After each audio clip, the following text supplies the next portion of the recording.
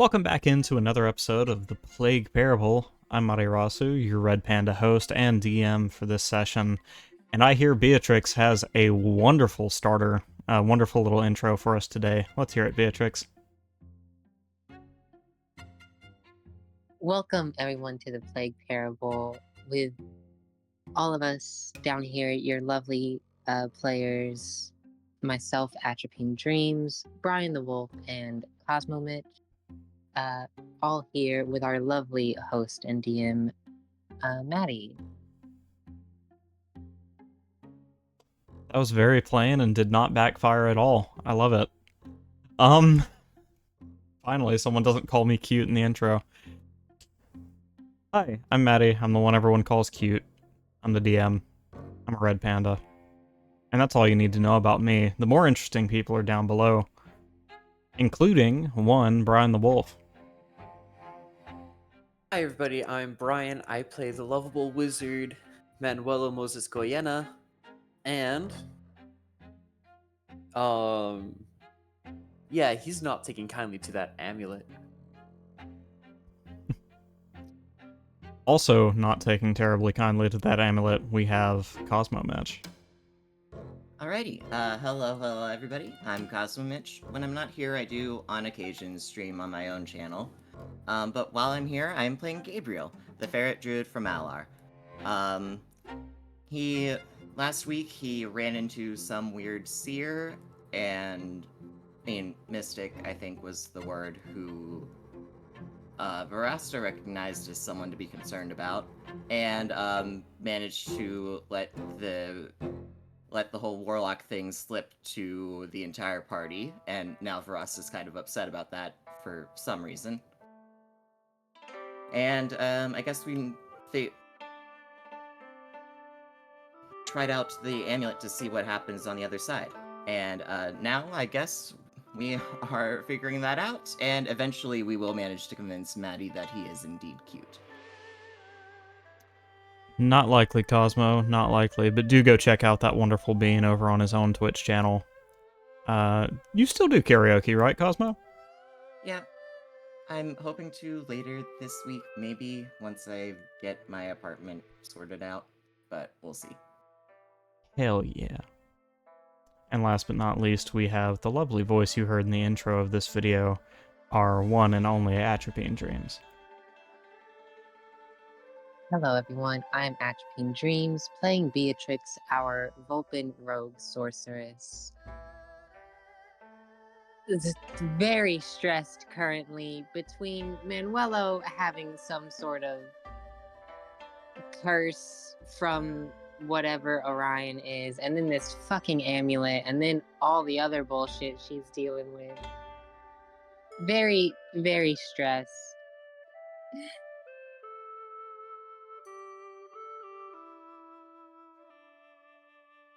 Sorry, I thought there would be more after that.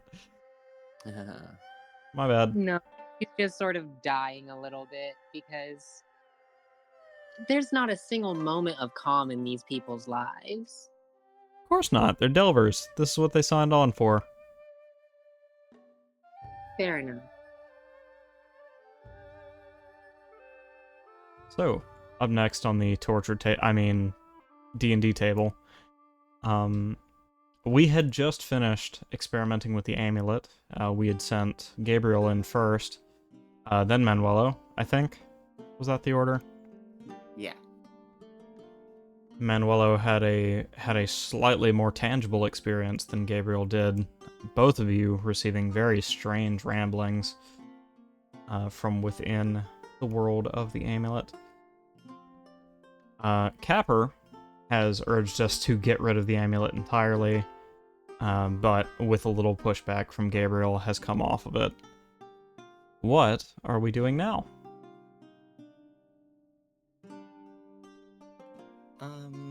It's still just like early morning generally, right? Yes. 4 or 5 in the morning. Okay.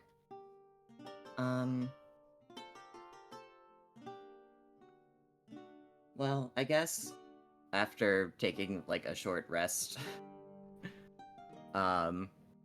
or something to like an hour where more people are active in the streets. I do want to try and head out and find like a library or something. Okay. Are you taking any of Gabriel's companions with you? I'll bring Alia with, All right. and Capper can tag along if he wants to. But we are just heading to the library to do research. All right. Bringing both Capper and Alia along. Delightful. Manuelo, what are you getting up to today? Manuela's wanting to be. Wanting what? Manuel is just gonna be looking around before he's like, I'm going to sleep for a bit. Taking, if anything, a short rest before getting ready to just try and attempt to make a map. Okay. And Beatrix, what are you getting up to today? That is a good question. Um, well, what's Gabriel going to the library for? I don't think Beatrix has much she's wanting to do on her own right this moment, all things considered. Um, the only thing I Yeah. can be trying to break into the jail, but I think that would go poorly, so we're gonna avoid that. Yeah. Right now, just trying to look up the dungeons and things like that to try and learn more about Orion from that angle. Oh yeah, for sure. Beatrix would tag along. She lived in Litfield. She's, you know, been a delver, like involved in the city and everything, so she can probably help with all that. Okay. And yeah, I'm taking the short rest to recharge spell slots. Okay. Same Hey, here. Warlock's thing. One last thing. Who currently possesses the amulet? I have it. Okay. I'll bring it with me in my bag. Sounds good. So, as I understand it, Beatrix and Gabriel are headed out looking for a library? Yeah. Alright. Then if it's cool with you, Manuelo, we're going to follow them for just a bit. Yeah, no, that's fine. You guys head out from your wagon, gangplanking over from wagon to wagon until you reach a building that is very plainly labeled library. It looks a little rustic from the outside, not as heavily armored as many of the wagons you see around you. Perhaps this is some kind of civilian-run operation.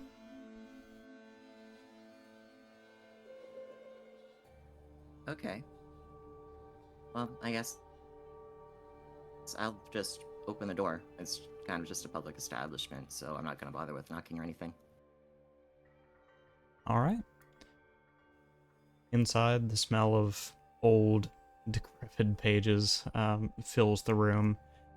The warm light of candles illuminates the hallway. This surprisingly dimly lit chamber. But besides that, it does look like any other library, complete with a receptionist right at the front. Oh, hello there. Thank you for coming in. Hi. Could I help you find anything? Sure. So, we were looking to do some research on the dungeons. Do you have reference material somewhere? On the dungeons. Could you be just a bit more specific?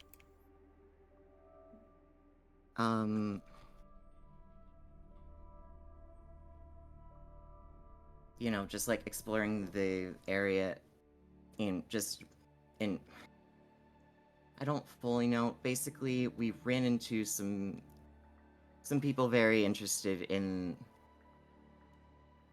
the dungeons and a guardian related to them. So I'm just trying. I've never seen one, so I'm just trying to get a surface level of understanding. The receptionist will tilt her head and kind of... Oh.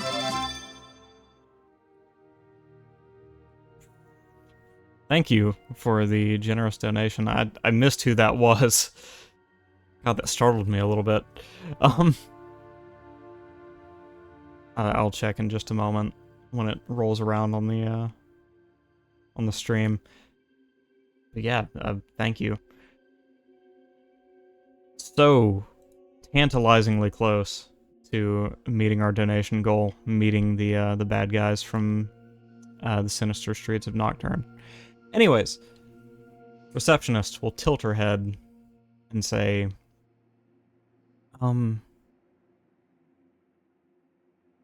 well, sorry, she's going tilt her head, narrow her eyes, and then she is going to make a roll.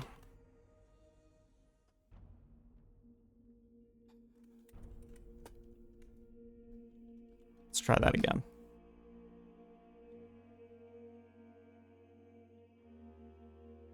You can see her get a little more nervous as she looks over you, then Beatrix, and your companions. Oh dear. You aren't looking into that weird occult stuff, are you?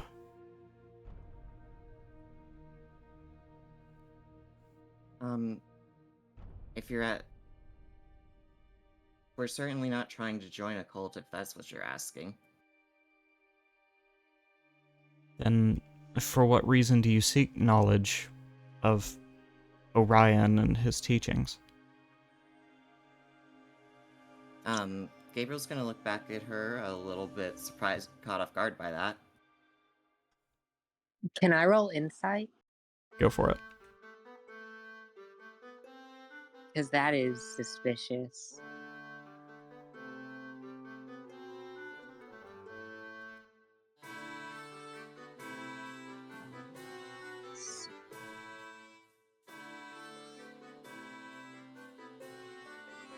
$25. Nice. All right.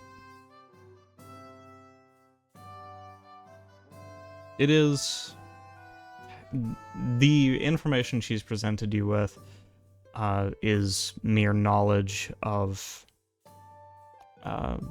this cult, which, while small, is something of a boogeyman in or across the region. She seems quite concerned that you're looking into this cult and its teachings. I guess I'll take a look at her and say, well, we had a harrowing encounter with some of his followers, so I'm trying to figure out what we're up against. She seems unconvinced by that reply, but just shakes her head and says, well, whatever. We have information about that kind of stuff, but we keep it sequestered away off in the back right corner on the top floor. Alright, well, thank you. And Gabriel's gonna attempt to shoot a friendly smile, but definitely this was an extremely awkward exchange. And she responds with her own kind of wanting to be friendly, but it's still quite nervous grin before she does her best to look busy. Right. And I guess on my way over there, I'm gonna be able to look over at Beatrix like, well, I guess we're in a worse spot than I feared. We don't know that yet. Just because one librarian is a bit skittish about a cult. I mean, wouldn't you if you were just some random civilian? Well, I was hoping that just casually mentioning that the dungeon was something that was more casually talked about in open circles. that people wouldn't immediately connect the dots.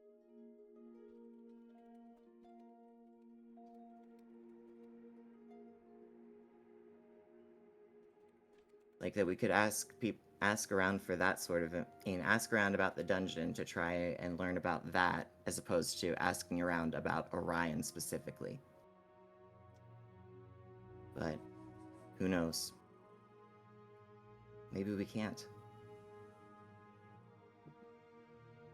Maybe we should try asking around and seeing just how well known this cult is. It may just be that Litfield has passed through a few areas where they're prevalent recently. Okay, maybe I can try showing people the amulet and say we just found it in some ruins, and see if that's more recognizable. We'll see. We'll try some things on the next, on some other people we encounter, I guess. All right. Off to the bookshelves. Time for a fun-filled day of reading. How nice.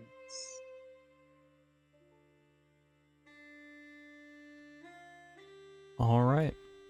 Following the instructions you were given, you head upstairs and to the back right section of the library, passing a raccoon youngling who happily swings their legs beneath the table as they read some picture book. As you arrive at the section with the books that...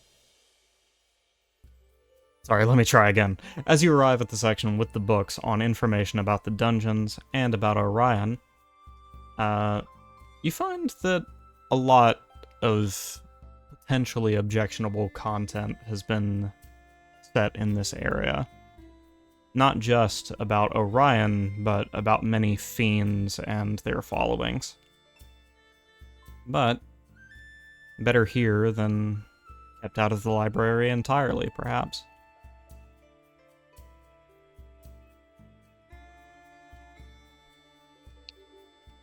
Well, I guess you're right that he's definitely a fiend. Gabriel looks incredibly nervous while saying that over to Beatrix. Yeah, it's the only thing that made sense. I was hoping that his followers were just kind of shady, but he wasn't necessarily himself, in and of himself, a bad guy.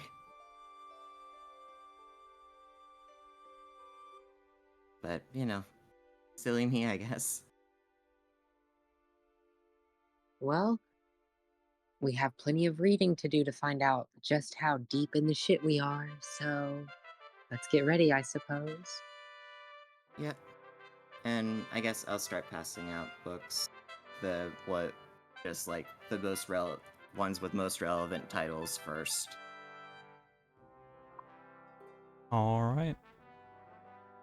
As your squad, or at least Ayla and Capper, begin diligently reading the material handed to them, you're left with 3 books. One, The Knowledge and Nature of the Delve. 2, The History of the Dark Arts. And 3, Rumors of Orion. Which book do you take?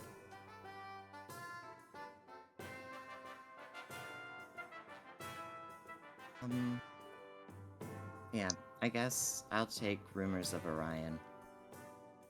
And what about you, Beatrix? What were the other 2 called again?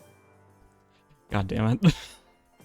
Yeah, something about the Delve and something about the Dark Arts. Knowledge and Nature of the Delve, and History of the Dark Arts.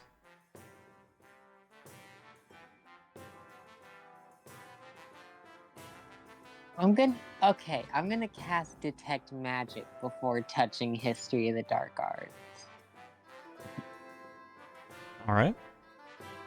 You have a quick scan over the books in front of you, and none of them appear to be enchanted.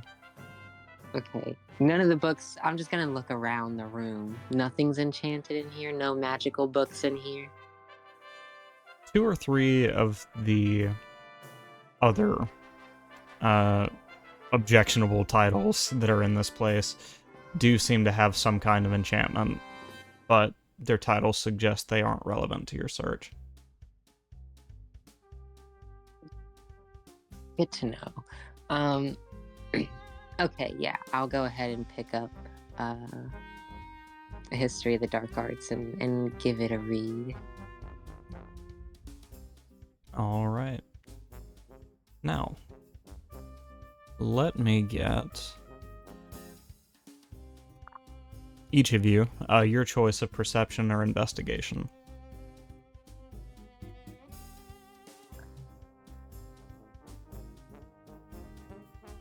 Okay.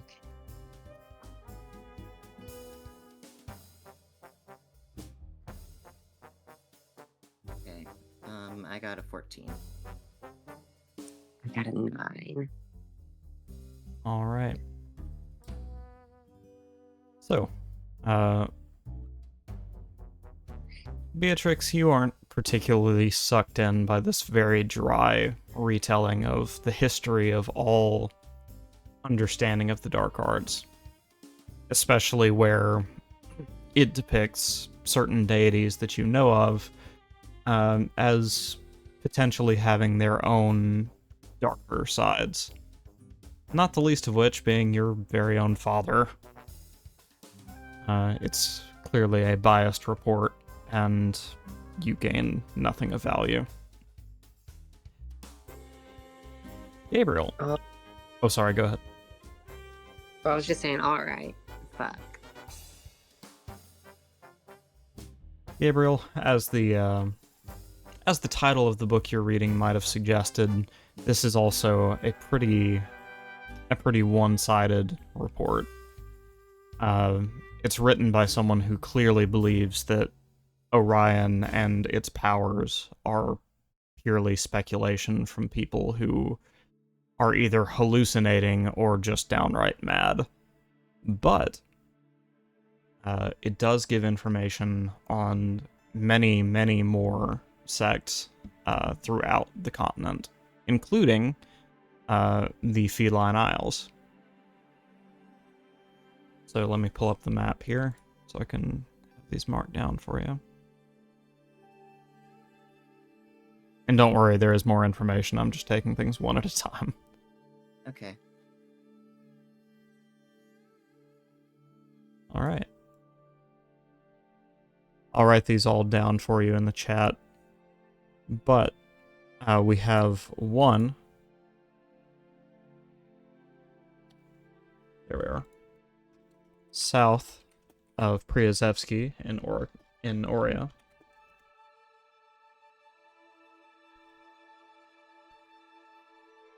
One east of Diermad in the Kingdom of Alamance.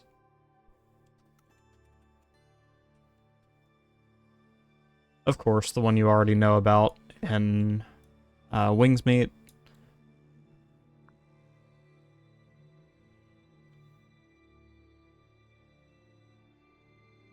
One at the Aggregate Temple of Deities in Tempestat in the Feline Isles.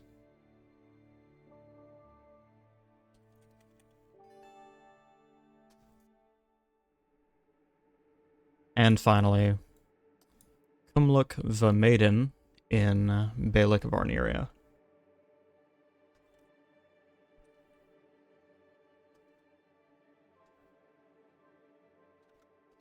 Furthermore,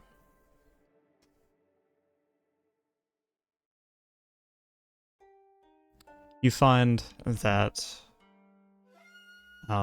devotion to this deity, be it real or otherwise, started after the discovery of a monument very similar in shape to the amulet you are now holding, and that the original people who brought this ideology out of the Delve believed that this deity, Orion, would lull non-believers into a sense of peace and calm, take them to a place called the Dream, where they would slowly become mindless vessels for the deity to enact his will through. This is all of the new information that you find in this book.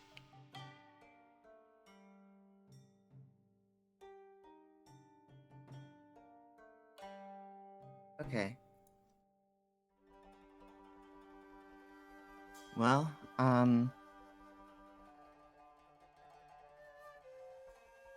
he will definitely note that as harrowing.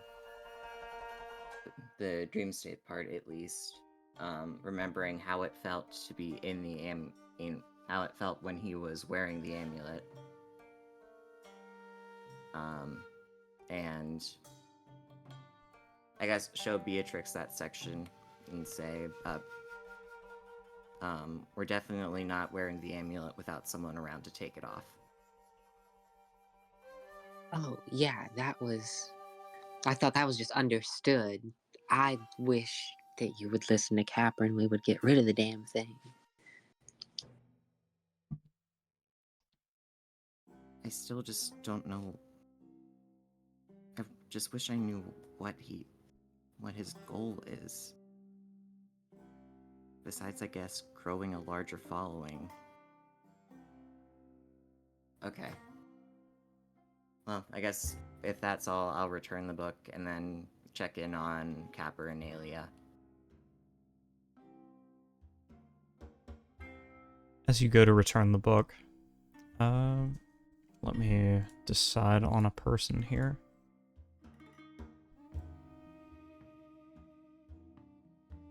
Beatrix, you feel a gentle tug at the hem of the shirt you're wearing.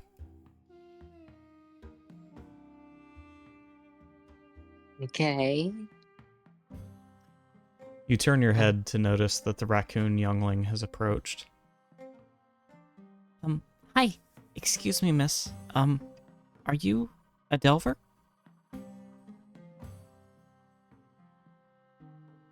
She'll just smile and be like, I am. Have you been on the Delve lately? Not lately. I've got another job I'm working on currently. Aw. Well, She kind of shyly grinds her toe into the floor and says, I just wanted to thank you for the research and helping us learn about things like this.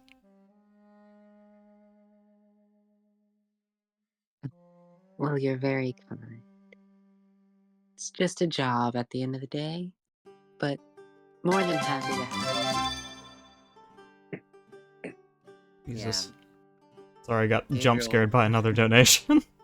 Oh, jeez. Okay.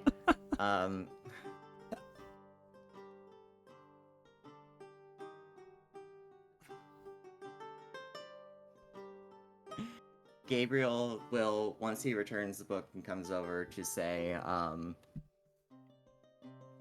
we'll return over, stop down the kid and say, yeah, anything we can do to help make the world safer for everybody is worth it in the end. And I'm like petting their head as I'm doing that. She smiles up at you and says, I know it's not much, but I wanted to give you this. And she hands you an envelope, rather heavy, but a long black envelope. Are you sure? Yeah. I want to thank you for all that you do. Although, it seems like maybe you're not doing the Delve anymore. But surely you're on some other important business, right? Yeah. we're in the middle. Currently, a lot of Delve stuff is on the. Is on hold because of some other important dangers. So, just because Delvers aren't currently working on that doesn't mean that we aren't trying to solve other problems. So, yeah, right now we're working on other ways of making everybody safe. I knew it. I knew you were the good guys. See? Alright, can I examine this envelope more closely? Yeah, can I roll insight on this kid? Sure, go for it. I Well- assume it took us more than 10 minutes to read those books. Yes. Yeah. I would hope so. I'm not skimming I'm not skimming that one. That's getting like a full day read. Thank you all for the generous donations. During the 10-minute break, I will take you guys through the bad guys for Sinister Streets of Nocturne. I'm very excited. So Beatrix, with a 24. It would seem that this is... You're unsurprised to find that this child has no ill will towards you, based on her posture, expression, and how readily she approached, handed you the envelope, and then stood there waiting for you to open it. However, reading into I knew you were the good guys, it would seem someone in her family, or perhaps elsewhere in her environment, has been saying some not so nice things about Delvers. Kind of a sad reality. But yeah, the child means you no harm. Okay. Okay. I'm just paranoid. It's all good. Alright. Well, so the envelope is heavy, you said. Is there anything else of note before I would, flick the seal open? Not in particular. It's not even marked on the outside. Okay.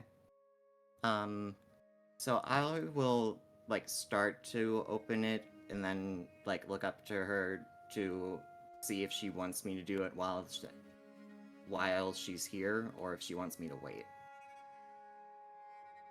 As your hand approaches the seal, she eagerly begins bouncing in place, a big smile crossing her face. Alright, then I will go ahead and open the envelope and, take out whatever the contents are. Oh, nice. So, inside are 24 gold pieces, as well as 4 individually wrapped in a clear seal. They're very clearly some kind of food item, but from the outside of this translucent packaging, you can't tell what they are. Okay, well, I'll look over at her very surprised by this and say, "Are you sure?" Of course. I want to do everything I can to make your job easier, and I don't know, it just seemed nice. Where does a kid come across 24 gold? Well, my cousin's a Delver too, and he often shares some of the spoils with me, but he won't let me give it back to him. So I thought I'd give it along to the next Delver. Alright. Well, thank you very much. Gabriel's gonna put that stuff into his bag and, take the wrapper also. And I'm sure this is gonna be really yummy too. Well, you're gonna save it for later. Okay. And then put that in his bag too. And then, I'm gonna, kneel down to go for a hug, but wait to see how she responds. The child will hop up into your arms, wrapping them around your shoulders, and just giving you a big, tight hug. Right, then I will hug her back. Alright, no, stay safe, alright? Gotta be careful with the plague out there and everything. She squeaks happily and then runs back to the table where she was reading her book.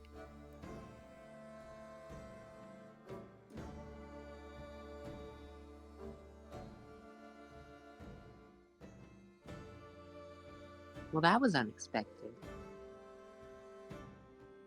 Yeah. Alia has buried her face in the book, giggling madly, while Capper is just kind of giving her the side eye. Good luck at work, Mimic, and thank you for popping by.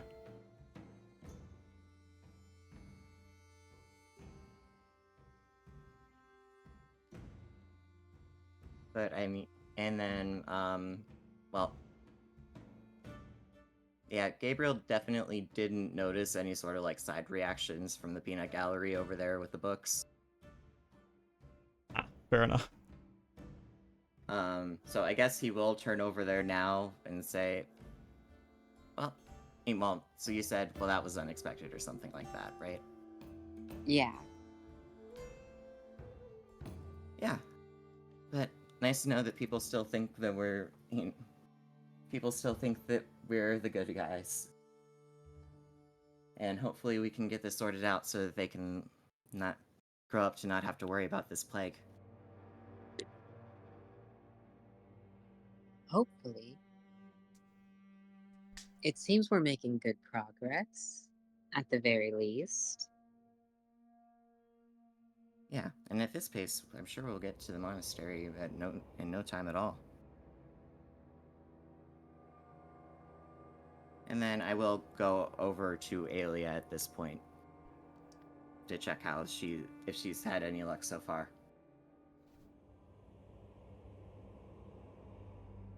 Before you even get to the table, she chirps up at you. Oh my god, that was so cute. Where'd you think she came from? I don't know. Yeah, but you know, the older brother and me took over a little bit, I guess. It was nice seeing that side of you, Gabriel. Eh, anyway, um, did you find anything out useful? Not much. It would seem that not all works of literature are earnest. It was mostly just opinions and think pieces. Nothing tangible, you know? Yours too? Alright.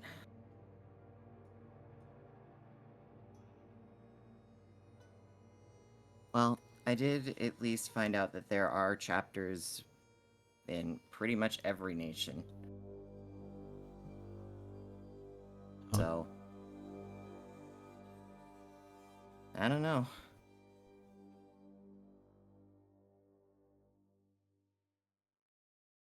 Capper will shrug and say, well, maybe there's nothing to it. Maybe that's why all the writings are so awful.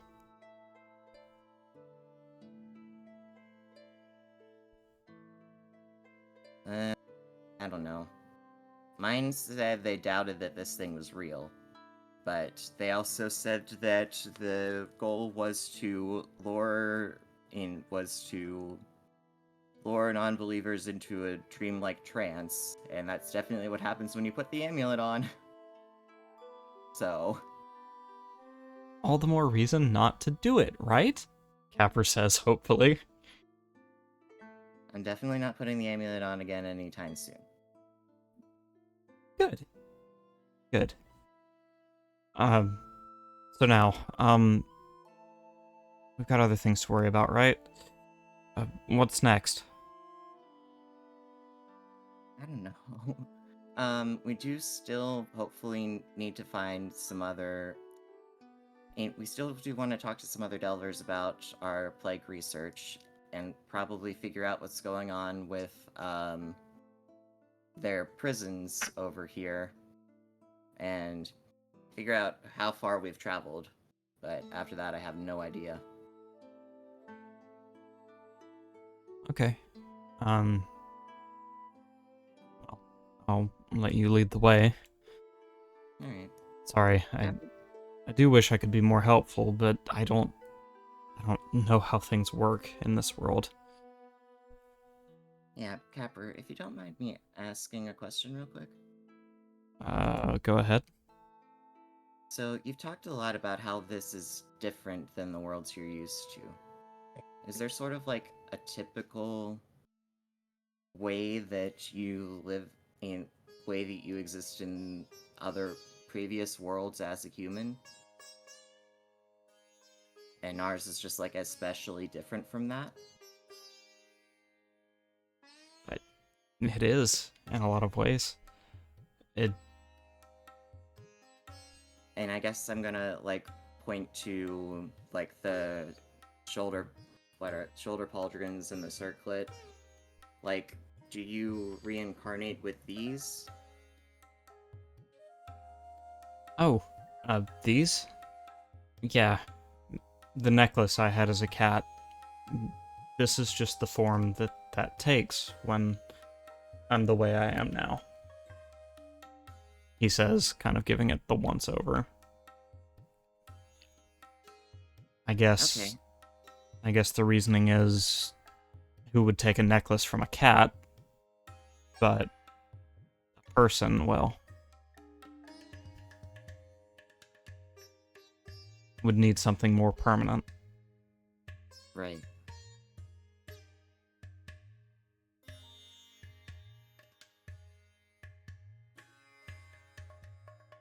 Are there any sort of other things that are relatively the same? And this time, I guess I'm like vaguely gesturing towards the wings. No, the wings were a real wild card. And looking around, I don't imagine that's typical for cats in this place. Yeah, I've never seen that before. Did my old self have wings too? No. Your old self was very much so a normal house cat. Just really liked the smell of wine and very defensive of its collar, and really did not like being in a dampener field. All things that I could attribute to my humanoid self as well. But it's no matter. I don't know why this place is so different, but it changes nothing. I'm here for a reason. I just need to find out what that reason is. And maybe somewhere along the way I'll figure out how I wound up here. Yeah. Are you always traveling between worlds alone? I swear you mentioned other people in when you were talking about your previous life. He tenses up a bit as you say that and looks away from you. Make an insight check if you care to. Sure. I think that's +3 for me. Yeah, okay. 21. On a 21, it seems very odd that he suddenly doesn't seem to want to talk about whoever his companions were, as though something between then and now has changed. He will simply shake his head and say, "It doesn't matter. No one I know is here. Only you and your party."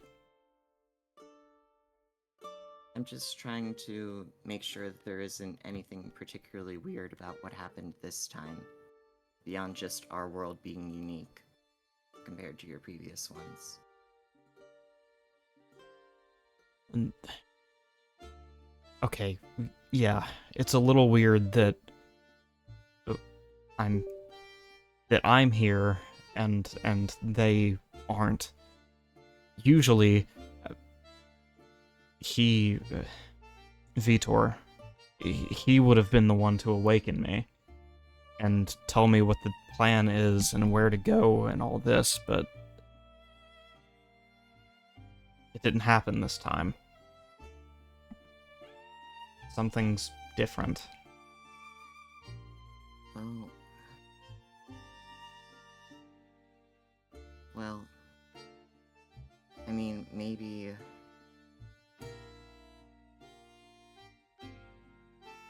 Yeah, maybe we found him before... Maybe we found you before he could. I don't know.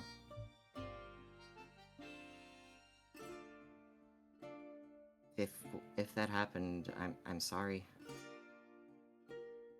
He shrugs and says, "It doesn't matter. He's out there somewhere, and if he's looking for me, I'm sure he'll find me on his own time. He always does."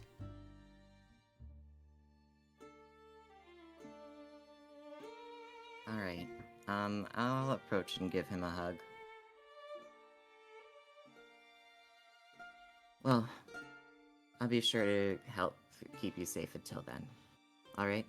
Then hopefully we can figure out what's going on around here for you. Capper will lean into your hug and let out a happy little sigh and just say, "Thank you, Gabriel. I don't mean to hold us up any longer. Where are we going from here?" I'll look over to Beatrix here. Do you have any idea where their prisons are? Beatrix is just grinning at the two of you.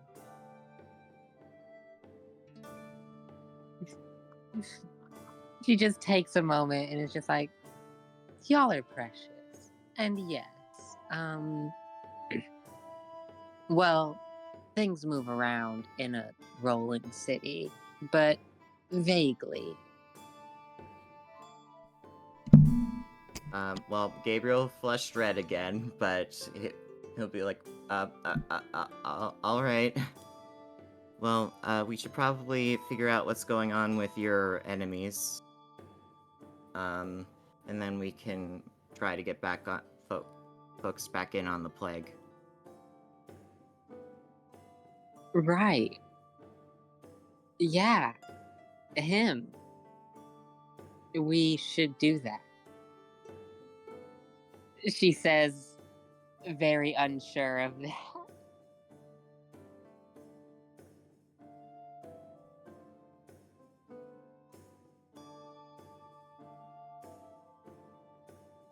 Should we maybe get Manuelo first? Sure, if you'd like. Sure, why not? Have the whole gang together. Okay. And while they're heading out, he's gonna, pull Beatrix to the side a bit, and whisper over, "If you want to stall this, then fine, I can think of something else we can do, but I feel like it's important to figure out how much time we have if they're going to let him loose."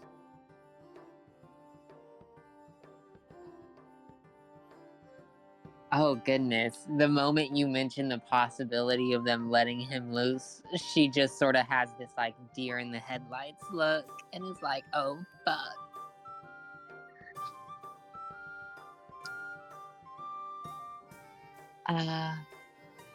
No, you're right. We should handle this. I suppose. I just Manuel is a member of the team. It'd be better for him to be there instead of just having to be caught up later, right? It's just, Okay, I'm gonna reach for her hand.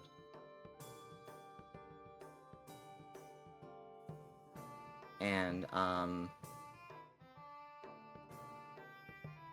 sure we can figure something out. If it helps on our way there, we can look. You can look into some.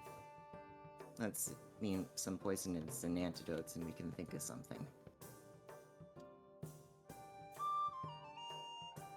That way we can at least say we tried, right? Right.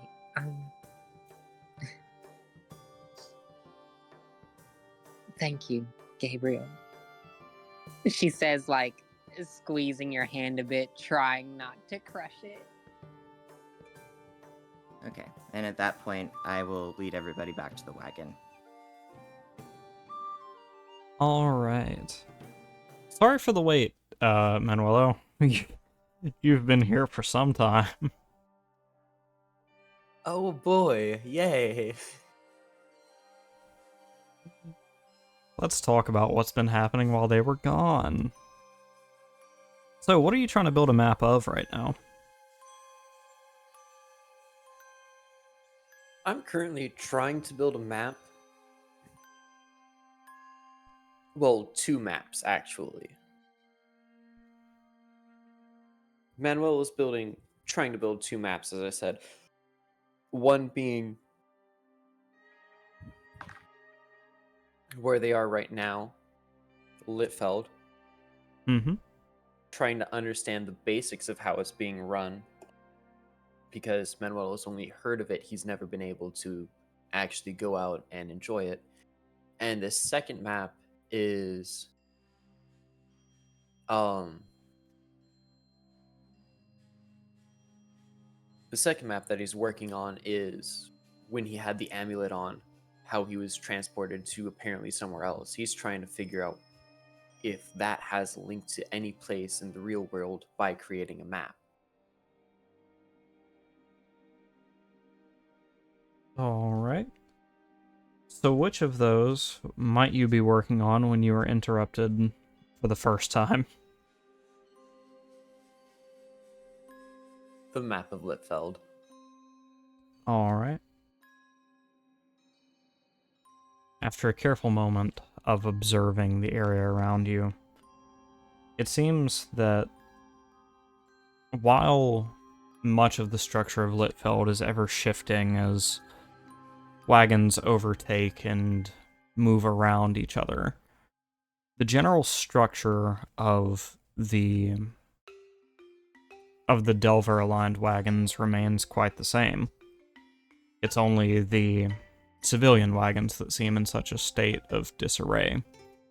But even they seem to be moving around a set pod. Occasionally they'll rotate around to the front, right, back, or left of their pod, but it seems the general structure remains the same. The only wagons that do not have a place in the greater formation are the visitor wagons in the center of this diamond they've made. After you've observed this structure for a while, you're easily able to create a map of at least all the wagons you recognize so far, though it may be a while before you're able to properly indicate where each wagon should be at different times throughout the day. Manuel is going to be thinking on that. You're going to be like, I'm going to have to examine the rotations from however high I can get in order to pinpoint what it should look like for the map to work.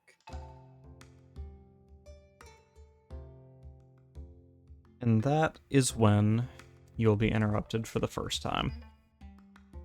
There comes a knock on the door of the wagon.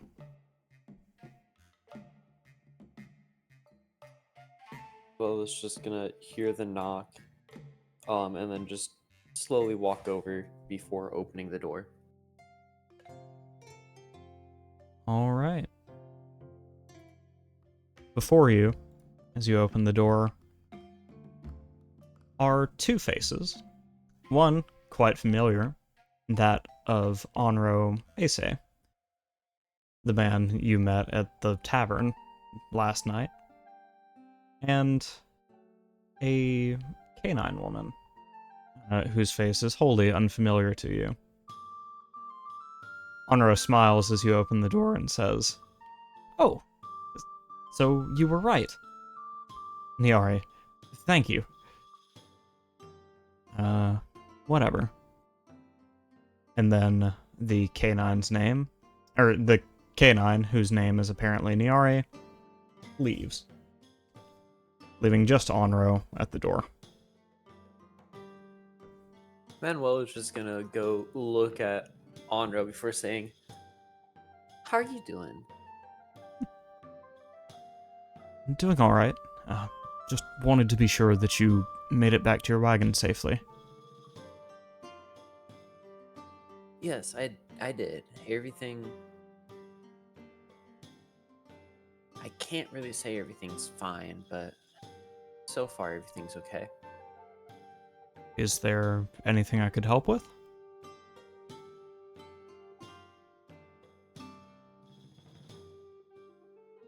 No, I don't think that you could help with this issue, but it's alright.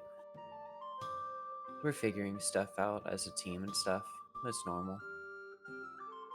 The life of a Delver, I suppose. Yep. The life of a Delver. Well, I won't take up too much of your time. I just wanted to know if you would be interested in attending a dinner with my party tonight. I would invite you to bring your own, and let us meet other Delvers as a group. Manuel is just gonna freeze at that for a second. He's like, okay. And Manuel is just gonna look up after freezing and it's like, I'd be interested to join. I'll have to ask the rest of my party if they'd want to participate as well when they get back. Delightful. I'll let my party know, and we'll see you then. Yes? He says, his tail wagging behind him as he speaks. Yes, I'll see you then. Thank you, he says with a bow. I'll be on my way then. And he walks away from your wagon. Manuel is gonna watch him walk away before turning around to go back to his maps.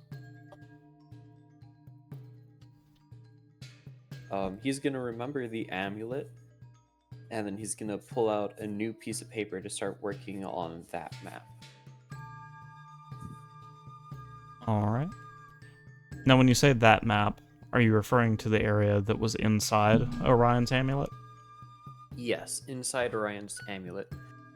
Manuel, all he's trying to do is create a map of that from what he remembers to see if he can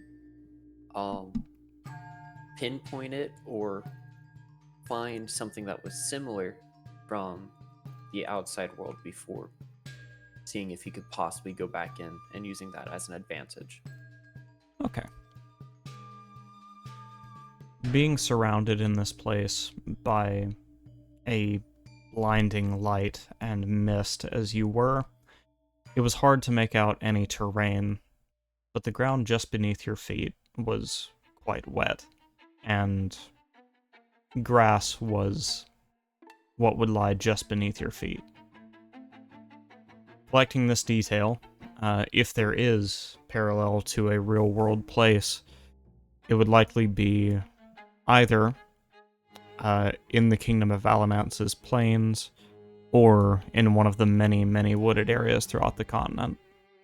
You would need to go back in to learn more.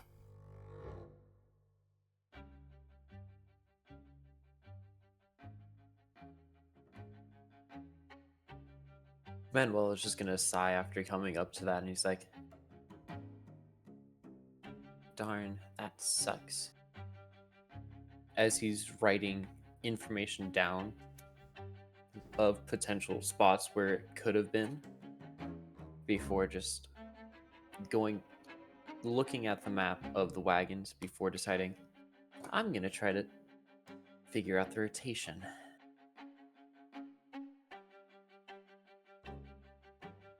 Alright.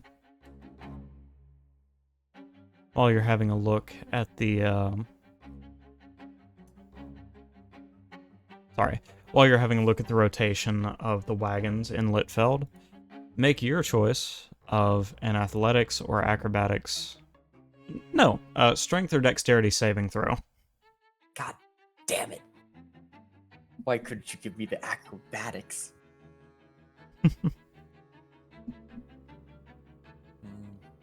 I have to go dexterity. All right. This is a +1.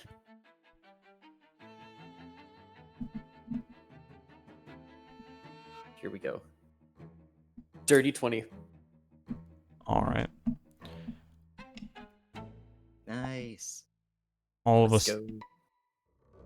All of a sudden, the wagon juts violently forward as if it had been struck from behind. You manage to maintain your balance as bottles, glasses, cutlery, all from the back of the wagon fly forward and shatter against the ground. It's quite a loud, clattering. But shortly after, your wagon picks up a bit of speed, and there is no explanation for what just happened. Enwell is gonna poke his head outside, trying to see if potentially somebody hit them. The way that there is a perfect rectangle-shaped dent in the front brass of the wagon behind you seems to suggest that you were indeed struck from behind by another wagon.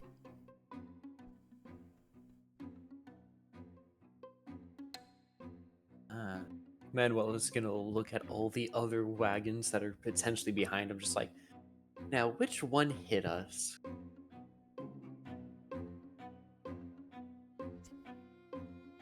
Go ahead and give me a perception check, if you will. Okay. Yeah.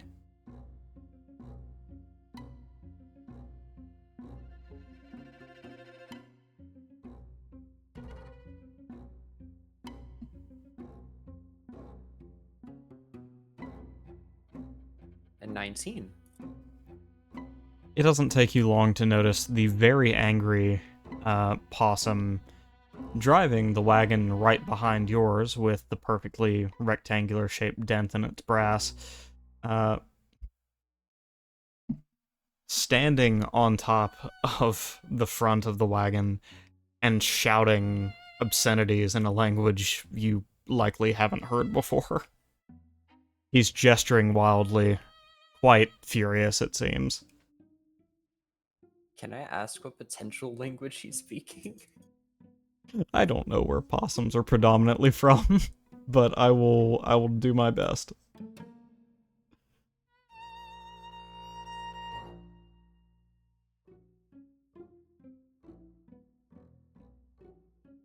Alright, hold on. Pulling off the book now.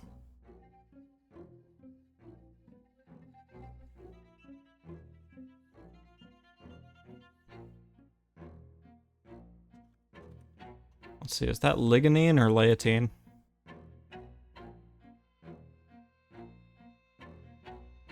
I think it's leotine. Ligonine was sloths, moles, and I think armadillos as well. Got you.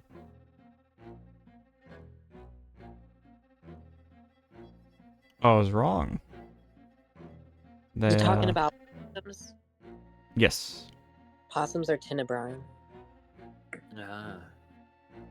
How did I forget that?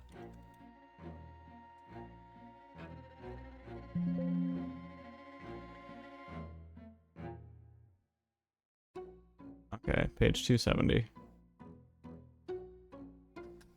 Sorry. I should have been better prepared for this. Magic.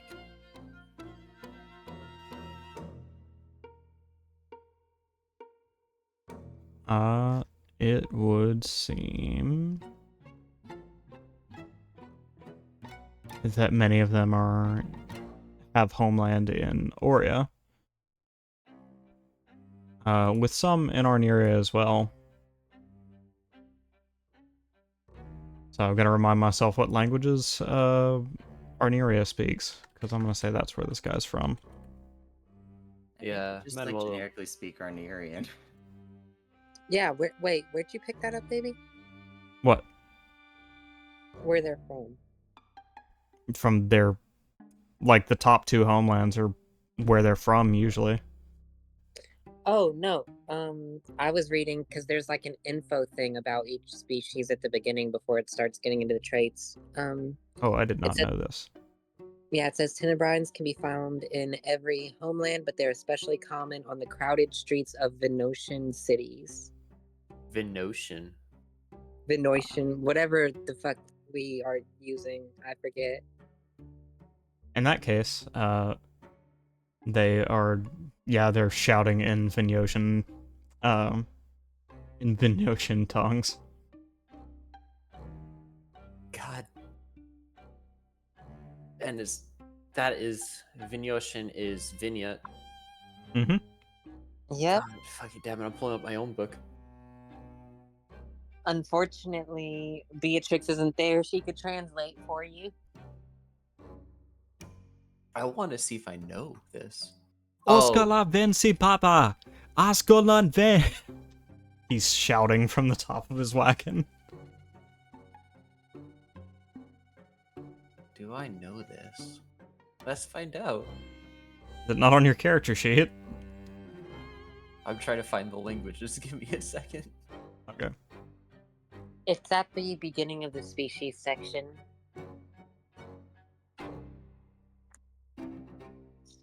It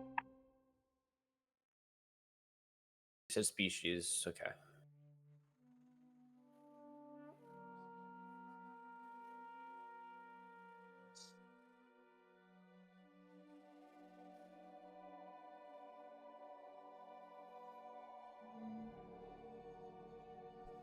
Yeah, no, I don't know this one. So yeah, just a very angry possum man on the wagon behind you shouting. Very clearly the wagon that did just strike you from behind. Before Manuela does anything, he's gonna move over to the driver's seat of his wagon, seeing if there's anyone over there. There is. There is one Morgan hunched over and clutching at her chest.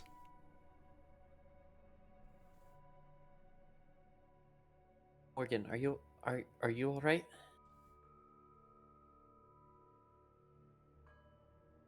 Her extremities are shaking and her breathing is heavy. The bit that she is clutching at is concerningly close to where she risked infection with her fight with the other Dragonborn. Through all of these symptoms and the pain written on her face, she seems unable to respond to you.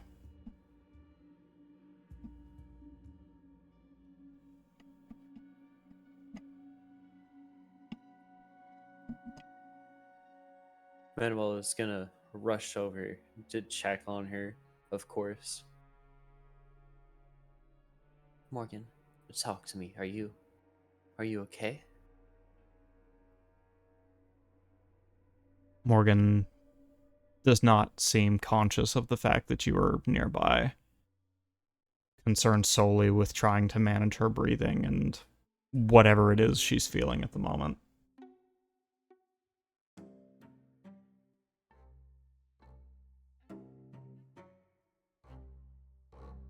Okay, Morgan, breathe with me. All right.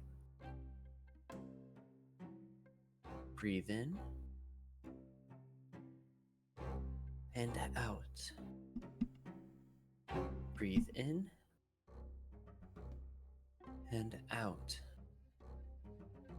While this is happening, Beatrix, Gabriel, you would finally arrive on an adjacent wagon and be bearing witness to a very angry possum man, as well as the pseudo-readable situation on the front of your own wagon. Alright, well, Gabriel's going to ignore the man and sprint over to Morgan. What's the dude saying?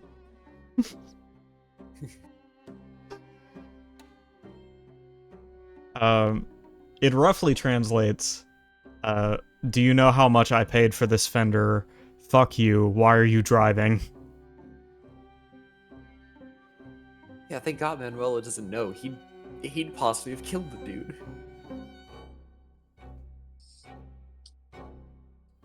Alright, so what I'm first gonna do is rush over and do a quick cure wounds on Morgan and see if that, like, helps her stabilize at all. Now she is going to make a constitution saving throw.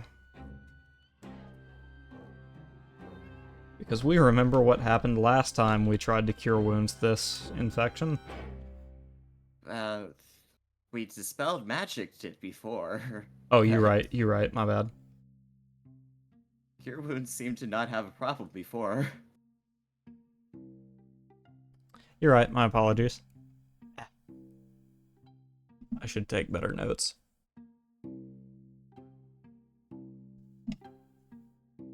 It seems to calm her just enough that she finally notices Manuelo beside her. And then she looks up to find you as well, Gabriel. Okay. What's going on? Where are we? I don't know. You were driving. And we're going inside now. Manuel, can you drive? Yeah, we got hit by the dude behind us. Possum's probably cursing us out. I don't know. Probably Yeah. Venetian. I don't know. Yeah, whatever. I'm sure Beatrix can deal with it. And I'm gonna, like, help her inside. Hopefully with Capper and Alia following. Of course.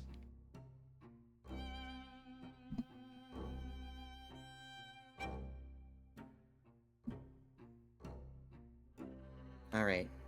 So I'll get her to, like, lie down on her bed. Okay, Morgan, where? Where does it hurt? She will reach just above her sternum, right below her neck. And right between her collarbones, basically. Alright. Is that currently exposed skin, or do I need to, like, It take is. off? It is just barely covered by the monkey she's wearing. Okay, then I'm going to, like, adjust that to expose the spot. Okay. As you pull open the monkey just slightly, you find a pulsating yellow pustule, which you may remember from your time in Golden Tide and in, Orloris. Okay, so while they're pulsing, is that when they were likely to burst with spores? That's exactly right. Fuck. Okay.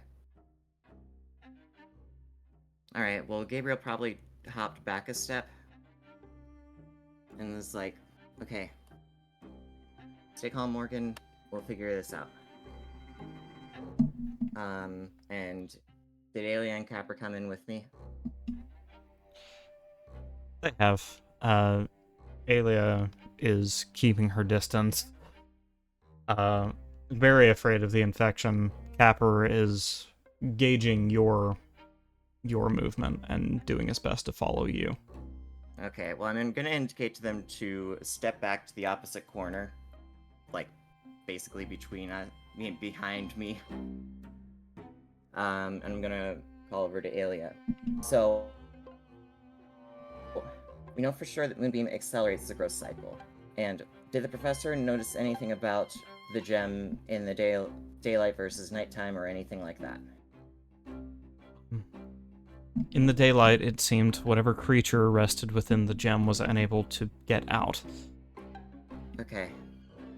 And when we were in the cave underground, the flowers, there were like hundreds of flowers that were able to grow in 3 days, and they were able to completely reanimate a creature.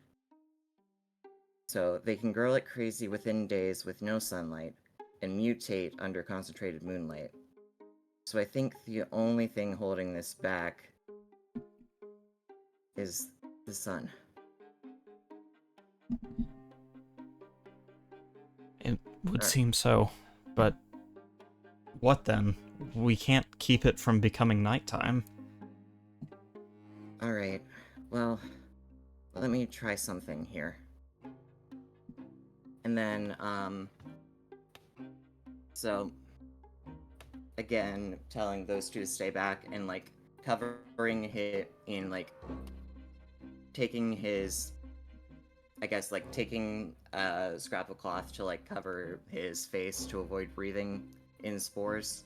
He's going to cast daylight and then touch her monk robes so that they start illuminating bright light. Alright.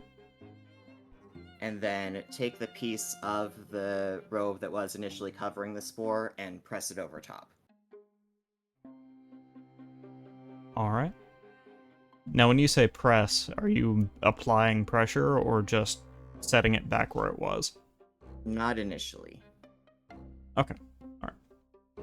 But once it makes contact, waiting to gauge a reaction from Morgan. Yeah. Morgan is having a small panic attack of her own, having realized that the infection has progressed.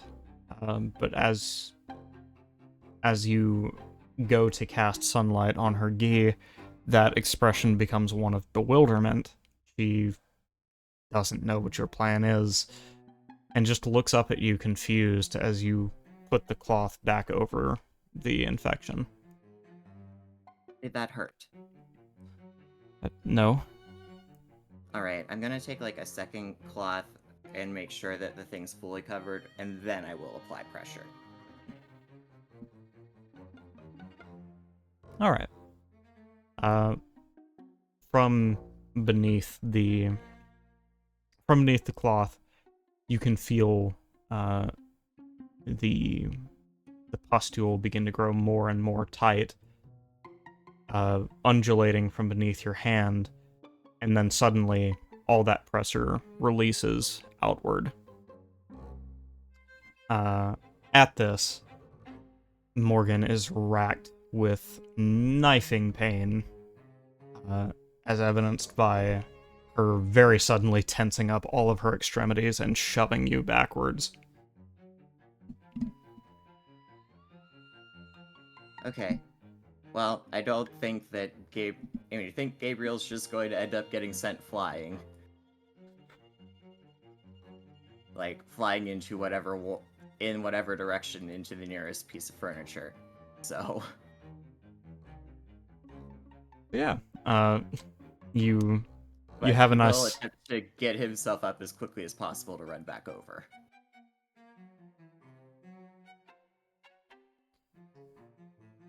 The new coloration on her gi, the bright yellow, indicating the presence of spores, is the initial physical reaction to what you've done. But soon that spot grows red and begins to spread across the gi. It would seem she's bleeding beneath her clothes now. Okay. Then, once I've, like, gotten myself back up, I'm gonna run over to her. Okay, how are you feeling? What the hell have you done? There are spores everywhere. Just... I don't know, maybe we hit the reset button. There's a chance at least. Or you've infected everyone in the wagon, Gabriel. What are you thinking? There's not spores everywhere, there's spores on your gi.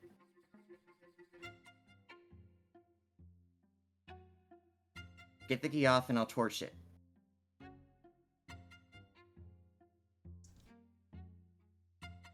She begins to retort at you, but notices Capper and Alia looking all concerned in the corner.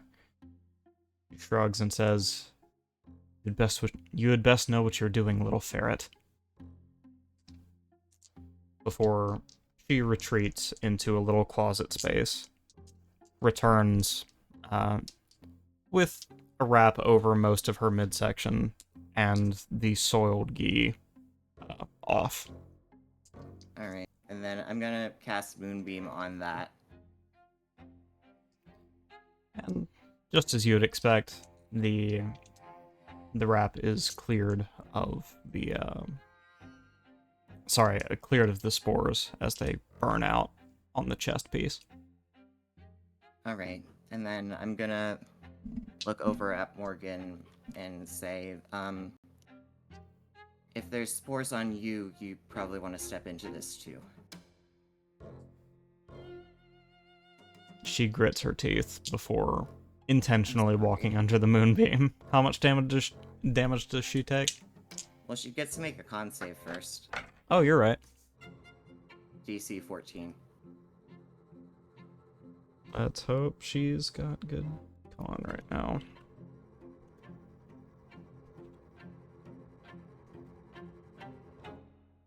Oh god. So that was a 7. Okay, so it's 2d10 radiant.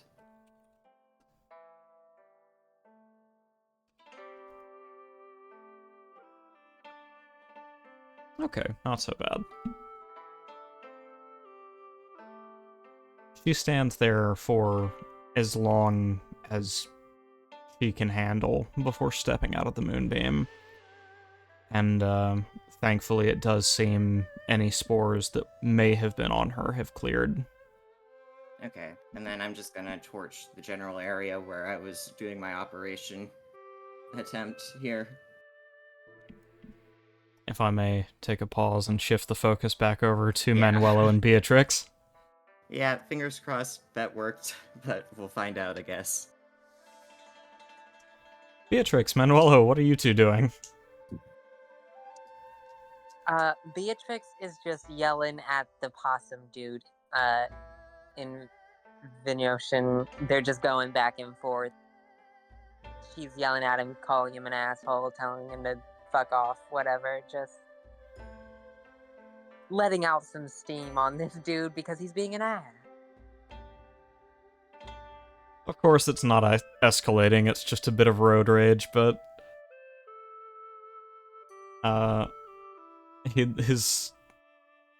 in the heat of this argument, he does say something to the effect of, "You're going to pay for this, the guard is going to hear about this."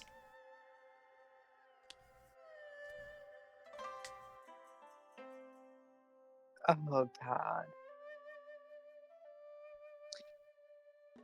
The guard is going to hear how you can't drive your own fucking wagon without running into other people? Yes, let's go tell them. Why did your idiot driver stop in front of me? I don't know if you've noticed this, but the whole city is moving. Slowing down and stopping are not the same. If you were paying attention, this wouldn't be a problem. Get off our asses. This argument continues for some time. Manuelo, what are you doing?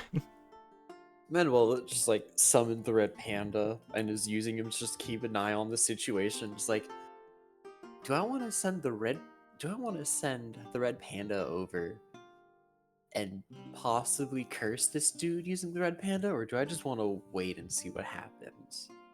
Oh my gosh. Yes, the trait of having a familiar is that I can use the familiar to transfer touch spells by using the familiar.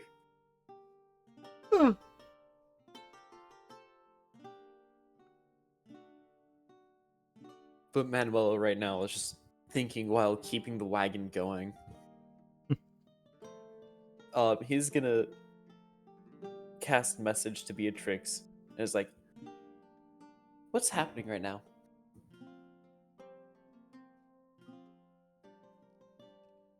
Wait, he's asking Beatrix? Yes. She's gonna take a brief moment and in common turn back to Manuelo and say, dude's upset because he doesn't know how to fucking drive. I thought that was the case. She definitely still said it loud enough for that dude to hear, too. Curses upon you, curses upon your cow and your party. I hope your next delve you stub your toe on an antlion. That the best you got, bud? You're running out of steam there, I think. Hey, better for everybody. Maybe you won't rear end anyone else. Manuel is just gonna use message again. It's like, should I curse the dude or just leave it to you?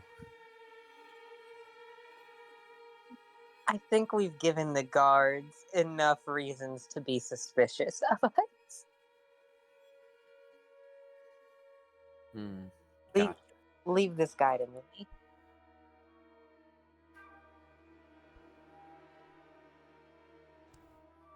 I ought to make a rug out of your patchy, mostly bald pelt.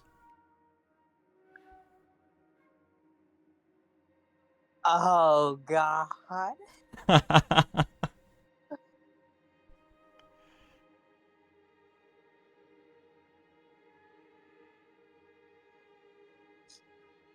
She's gonna grab her rifle. Oh shit. She's gonna chamber around and say, and I ought to blow your axle in half to save everyone the fucking misery of riding next to you. You made a wise choice not threatening him. Sorry, what were you going to say, Cosmo? Oh no, I think I was probably saying, like, oh jeez, or something about this escalating.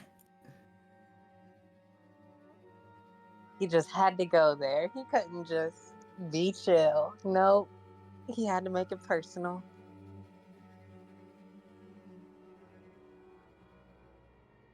Do it, covarde. Then you will pay for both my axle and my fender.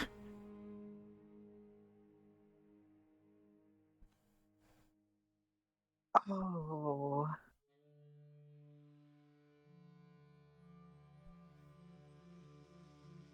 How are his drafts hooked to his wagon? Could I potentially one bullet free his drafts? This Or at wagon. least one of them. So the reason he was able to hit his fender on your wagon is because it has no droughts. It is just an engine-built wagon.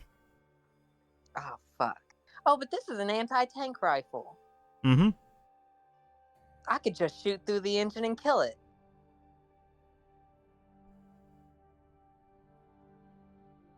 Well, we're definitely not paying for repair costs on that. Oh, God. Is Manuelo gonna say anything to her in this moment? Well, if Gabriel gets out here in time, he is stopping this. Just so we're clear. Manuel is just like shooting messages like, don't do something drastic. The guards obviously keeping an eye on us because of what happened last. They're probably waiting on a chance to nail us for something.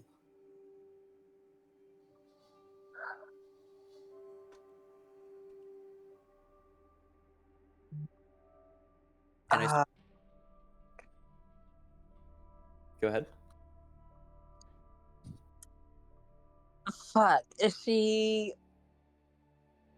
She'll put down the rifle, very frustrated, and just look at Manuelo like, I hate it when you and Gabriel are right. Well, it's just like, you know I'm watching you because of my familiar, right?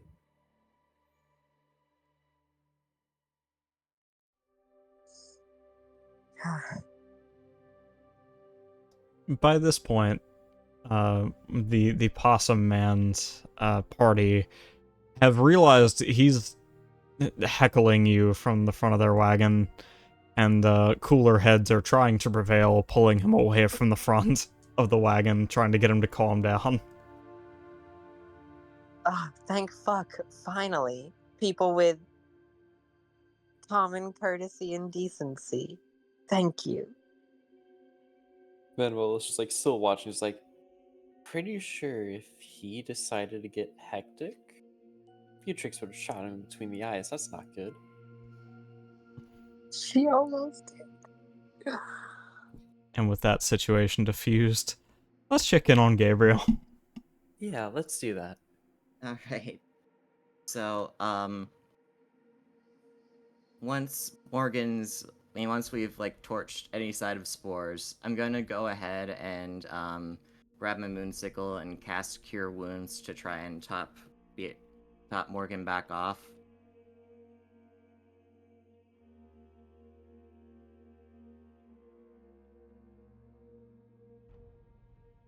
Oops, that's supposed to be a plus, not an underscore.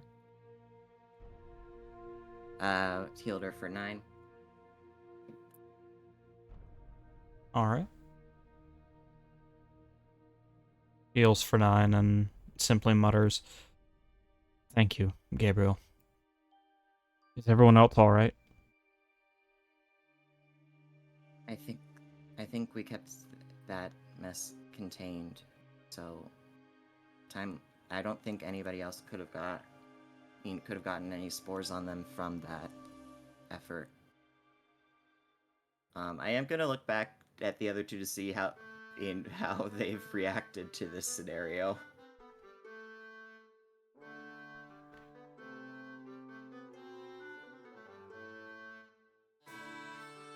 The other two seem, they're finally stepping forward a bit, seeming to, think that the situation's kind of dealt with. But at the same time, Alia is still very clearly concerned to get too close.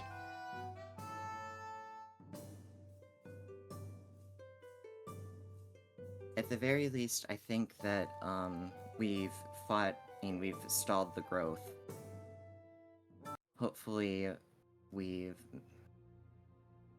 that was all that was in your system, but who knows? Maybe someone else will be able to take a look. I pray it is so. I'm afraid, Gabriel. I'm afraid of turning and of infecting everyone. Yeah. If this trick works, then I can keep doing it. That's for sure. But what if the pustules are not what causes one to turn? What if it is merely a way to spread the infection, and that whatever is killing me is doing so from the inside?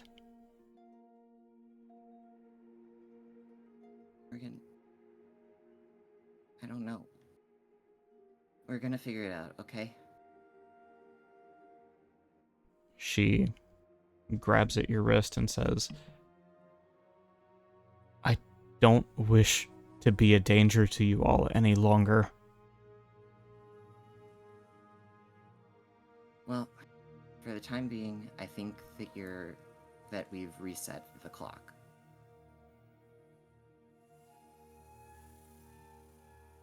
And if you are wrong, if I should wake up and attack one of you tonight, what then? Then we'll go with your plan.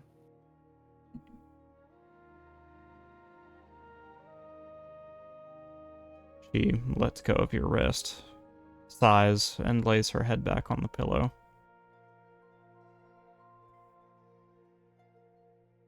I need a moment, Gabriel. Of course. And then I'm gonna, reach for a blanket or something and, give that to her. Take some time. We can handle things over here. She'll give you a grateful nod, pull the blanket over herself, and roll to one side.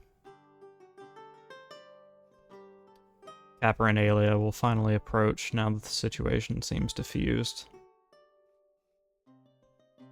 This is getting dangerous, Gabriel. Yeah, I know. I thought we were gonna have more time. But I think we should be able to figure out something here. If that worked, and if what we did worked, then hopefully we can... There's some good signs.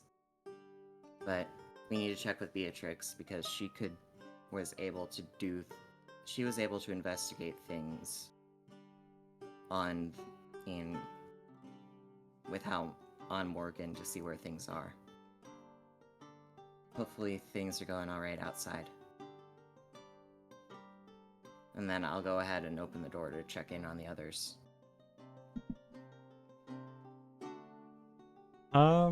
By then, the Possum Man is kind of being dragged off by his party, while someone else takes the wheel for a while. Beatrix, Manuelo, what is Gabriel greeted with?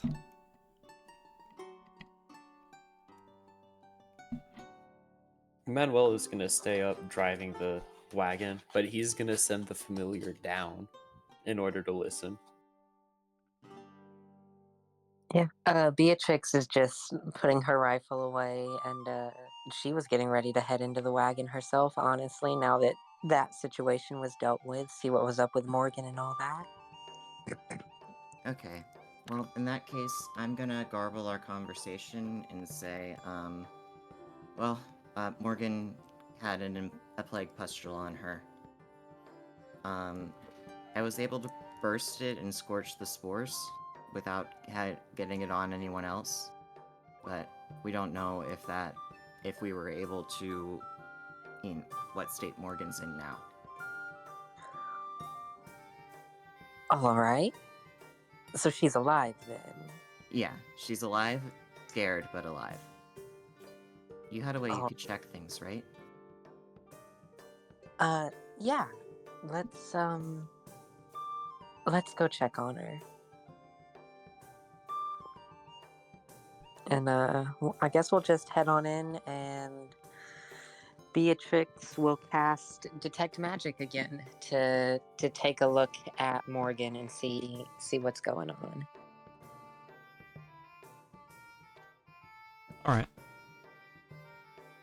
The infection has made itself present throughout much of her core and is now spreading to her head and other extremities. It is now nearly an opaque yellow blob right around her lungs. Okay, so yeah, it does look worse. What about the area around where the pustule was?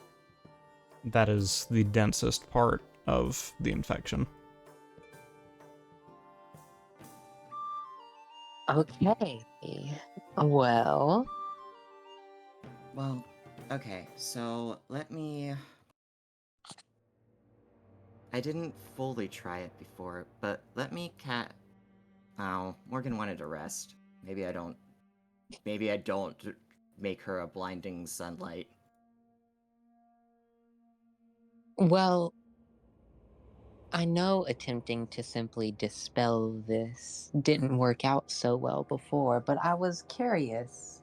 Gabriel, Alia, do either of you have access to restoration spells or the ability to dispel magic? Do you have anything perhaps the three of us together could at least slow the progression of this disease, if not cure it?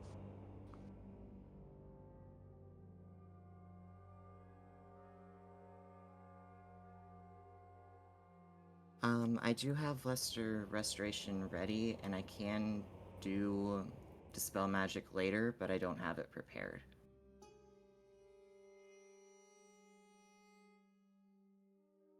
Alia, what about you? Mostly ice magic and ice magic accessories. Fair enough. Capper, I don't suppose you've got any hidden magical abilities you've been holding out on us? I wish. Right. Well, Well, I guess Morgan. Is Morgan awake still? She appears to be. All right. So, Morgan, it does look like the infection is still going on. Do you want me to try the daylight thing again, or do you want to rest for a bit? What would you do with the daylight? Well, it's strongest in that spot where the pustule was, so if we apply bright light right there, then maybe that could do something. I don't know if it would, but otherwise there's just going to be a bright light on your chest for an hour. She nods and says, I'll try anything once, if you think it will help. Okay. Then I'm gonna grab like a medical bandage or gauze or something, and I guess like have the ladies wrap that around that area as tightly as possible. Alright. And then cast daylight touching that spot to light it up for an hour with bright light. Morgan has no immediate reaction to this. It doesn't seem to be causing her any pain, nor having a drastic healing effect straight away. It seems only time will tell. Alright. would you still be able to cast Lesser Restoration, Gabriel? Yeah, I do still have that available. Alright. Morgan, do you want us to see if this can help in any way? I mean, remember how things went last time. It seemed quite unpleasant for you, but things are progressing pretty fast, and we need to start working on ways to slow it, hopefully. So if you feel up to it, I think we should try. Between the daylight spell and me dispelling the magic of the plague and Gabriel's restoration spell, I don't imagine it will cure you, but hopefully it can help.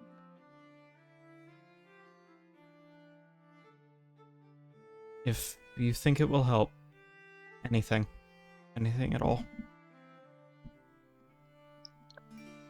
All right. Well then, Gabriel, let's do this. And focusing on where the plague is most collected in her body. And that's currently covered with a bandage, so I don't fully know how. Do you need like a direct access point for Dispel Magic? Or how does that work? I just choose one. Here, I can look up the exact effects, but I don't think the exact wording will apply to this particular situation.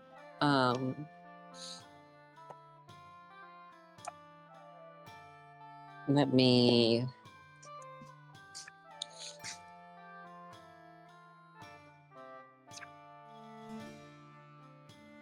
God, where is this? There we go. Yeah, choose one creature. Yeah, I just choose one creature, object, or magical effect within range. Any spell of 3rd level or lower on the target ends. For each spell, there's higher that there would be a check, but that's not really rules as written applicable here, I don't think. Okay. Well, if it's just that way, then that makes sense. Okay. Yep. Yeah. Proceed. I'm just choosing the magic of the plague as the target of the spell. All right, and then I'm gonna like go to the other shoulder and have my hand ready there, and have my hand there readying lesser restoration for when the dispel hits. Yep. And yeah, we'll do this together. Hopefully, between the dispel and the restoration, it'll at least weaken the plague. All right. Is there any particular order you're going for? I imagine it would be smarter because I imagine the magic is like amplifying the plague, right? So it's probably smarter to dispel and then do the restoration. As like the dispel weakening the magical side of the plague, and then the restoration being able to more effectively work on it. At least is how I'm thinking it would go. Yeah, I'd rather do the restoration second. That way, if it does fight back, it can help against the fighting back part too. All right. So, as the dispel hits, Morgan will once again be racked with this the same pain she felt the last several times. And And I will immediately do the lesser restoration. all right, is detect magic still up? Yes. Yeah. Okay. So, during the restoration, you can see the aura of the infection glowing more brightly, pulsing, and as though the magic itself is trying to fight back against your efforts. The speckled bits of aura you see around her head and extremities seem to recede just a bit, leaving only the larger core in her chest. A smile just slowly creeps across Beatrix's face, and she's just like, well, holy shit, look at that. It worked! She's looking over at Gabriel and Morgan, just so excited about this. Morgan weakly gives you a thumbs up. Manuel is immediately casting message, just like asking, targeting Beatrix, of course. Hey, what you cast? What did I cast? Yeah, what y'all do? Dispel magic and lesser restoration. Is it gone? Not gone, but it has alleviated some of it. It's drawn the infection back a bit. Although it seems to have taken its toll on Morgan. How is she looking, by the way? She looks like, unless you continue to draw her immediate attention, she is going to pass out on you. Yeah, Beatrix is gonna lay her down now and be like, all right, Morgan, get some rest. We'll discuss things more once you've got your feet under you again. Okay. Yeah, I think that I need to have sub spell slots left to use for later in the day, so I probably shouldn't use a cure wounds right now. Yeah, no, Allow her just to just get rest. Yeah, I'm gonna cover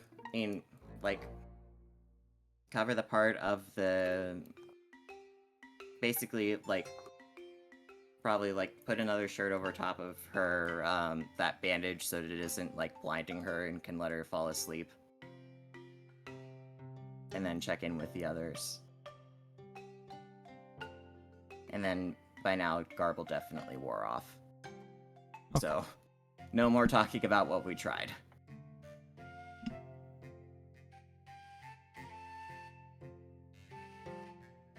Alia is kind of pacing back and forth, trying to relieve some of the nervous energy she's pent up over this, while Capper is just kind of thumbing his chin, saying, so, a combination of spells seem to work this time, but haven't we tried this before? What happened back then? This specific combination? No. back then I was simply trying to dispel the magic, and Well, that seemed to only have the effect of really hurting Morgan. My theory was that it would have to be a combination of spells like this, dispelling the magic to weaken the defenses of the plague, and then using curative or restoration spells to actually get rid of it. I had hoped it would work. I'm glad to see that to some extent it does. Perhaps if we can find folks with a bit more talent in this area, we can actually start curing people. Yeah. We may not be able to mention it here since we have, since they don't know that, since they believe Morgan isn't infected, but we can certainly find a more talented cleric in a future city.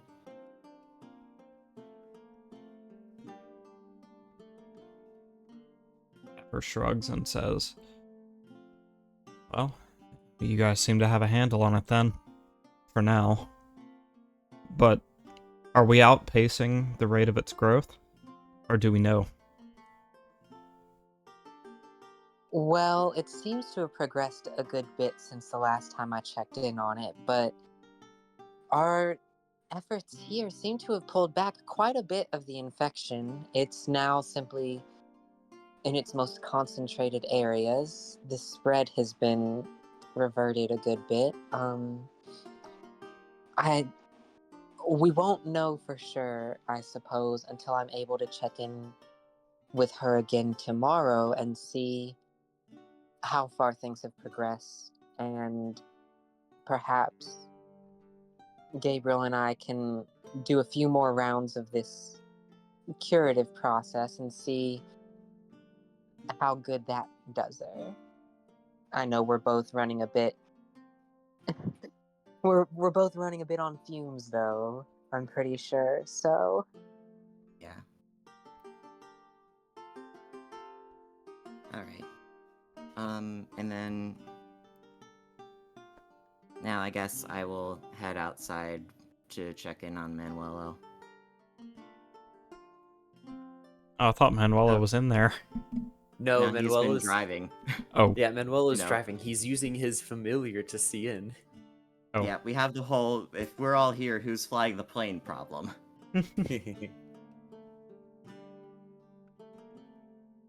Okay, so hey Manuelo. So, aside from Morgan, did we miss anything?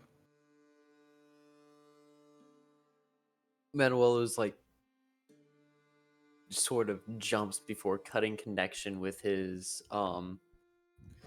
familiar, and he's like, "Oh, I'm sorry. Could you say that again?" Did we miss anything important?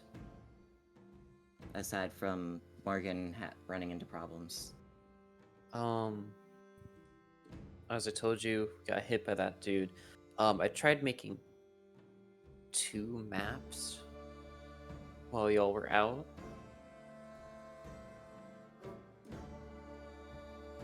One of Litfeld, so we don't get lost, and the other of the place I saw in the amulet.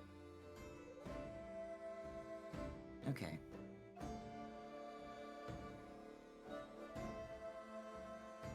All right. Well, I think maybe let me take a quick. And Maddie, can I consider it a short rest for recharging warlock spells if I tend to mend the horses for a bit while those two go deal with something? Sure. Okay. That way I can get at least one garble use back. So I'll take over managing our movements, and I guess if the others talk to me about their car's extended warranty, then I'll deal with it.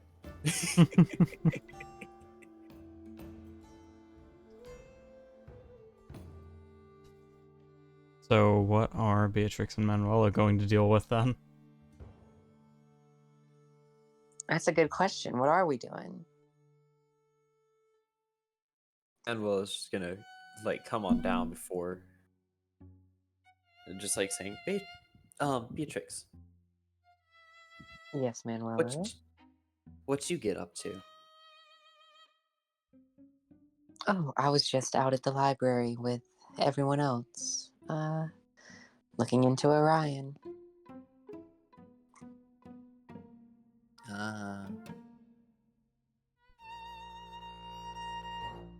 Although I do need to try and see if I can find a gunsmith. I have that nice new barrel. I need ammo for it.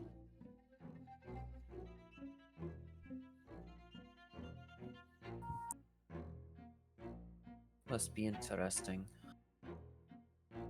Well, I made so far one map of 2 that I want to make.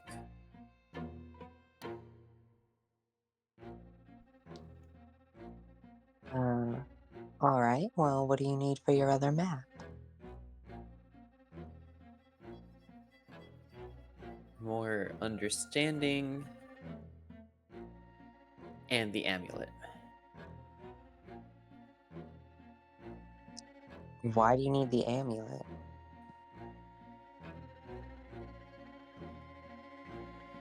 The first map that I'm making is of Litfeld. The second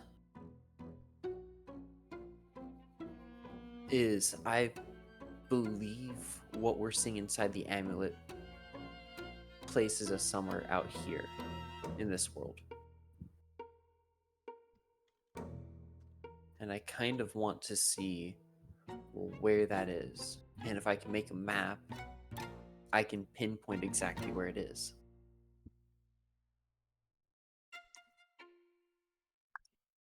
Okay. So, are you wanting to put the amulet back on then?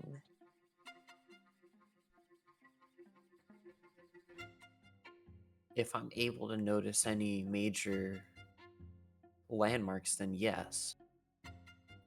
Manuelo, what is with you and Gabriel and this fucking amulet? This is a bad idea.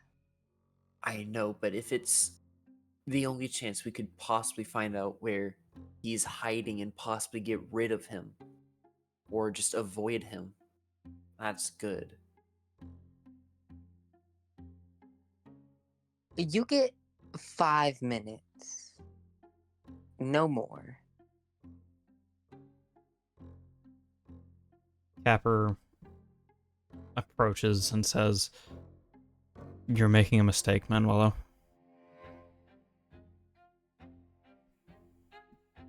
I know I'm making a mistake, but it might be one of the only ways we can figure out who it is, where they are, possibly what their motives are. Why the hell do we care to know? He's not interfering with us.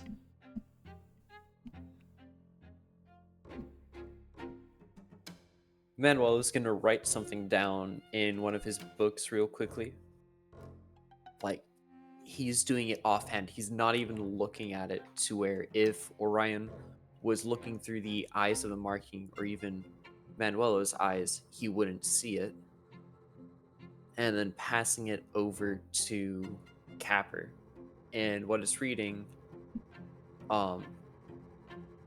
is three things. One, we've been requested by Verasta to keep annoying this thing. 2, I feel I'm a better choice over Gabriel. And 3, I'm wanting to make sure that we're staying safe, which is why I'm saying I want to do it instead of putting someone else to do it.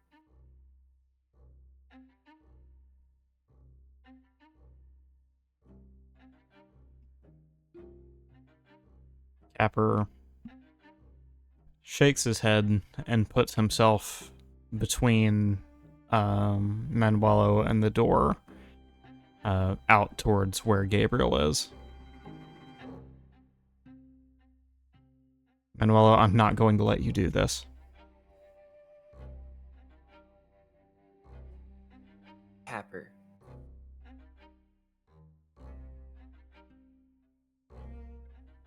it's better for me to do this than your boyfriend. Neither of you have to do anything.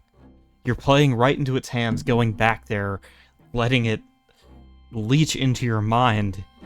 You know what that thing can do, and you're choosing to play it at its own game. Beatrix, you agree, right? I do, but we do need information, and if Manuelo's willing to go, and to be fair, Manuelo's the one who's already got the evil cursed eye mark thing right there, so yeah. I mean, if any of us are gonna do it, it might as well be him. I hate it. I care about Manuelo. I don't want this to be the situation, but we need information, and if he's willing to do it, I'm not gonna put up that much of a fight. I think it's dumb. I don't think he should. But do you have another suggestion?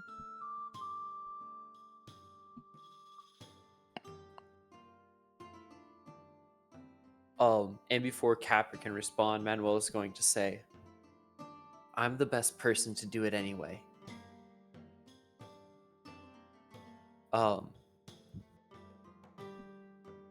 Their original target was Gabriel. Beatrix is, you know.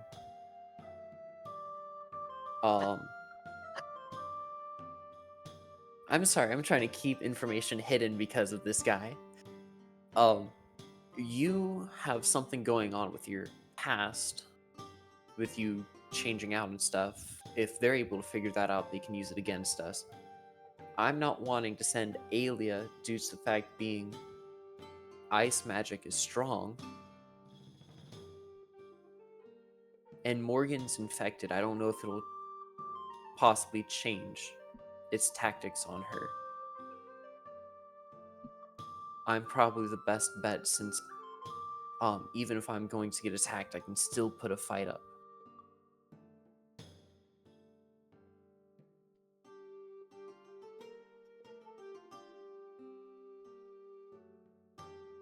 Capper. Okay, Beatrix, you are standing nearest to Capper right now, right? Probably. Roll perception. Oh, God. Pepper is very insistent on us not doing this. Feels a little suspicious, gotta say. What am I doing? Very Perception? concerned. Perception. That's +3. Okay. What was that, Cosmo? I said I'm getting very concerned. Haha. Yeah, that's an 8. All right. In that case,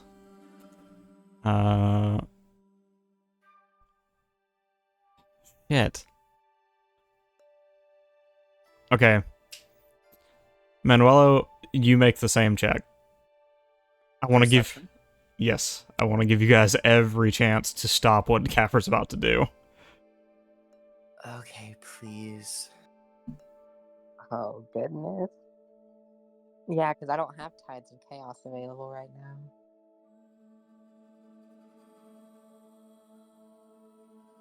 $15.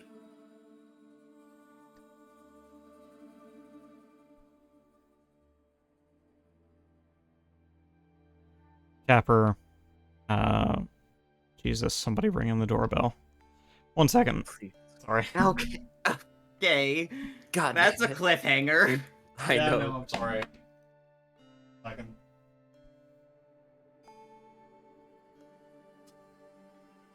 Okay. Sorry, I'm back. Okay.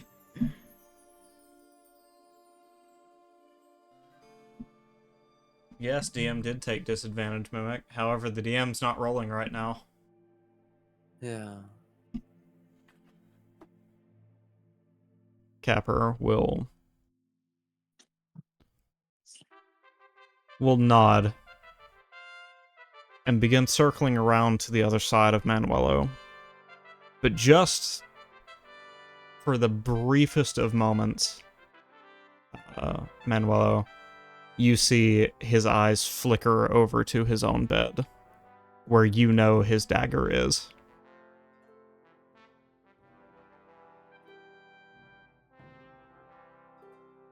Manuel's going to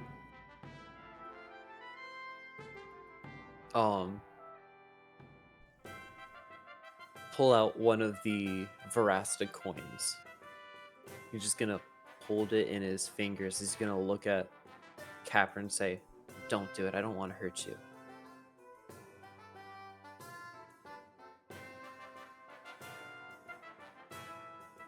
I can't let you make this choice, Manuelo. Even if you are willing to sacrifice yourself, you might hurt him. I can't let that happen,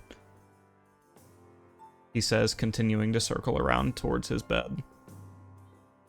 Now, everyone, let's calm down here. This is getting a bit out of hand.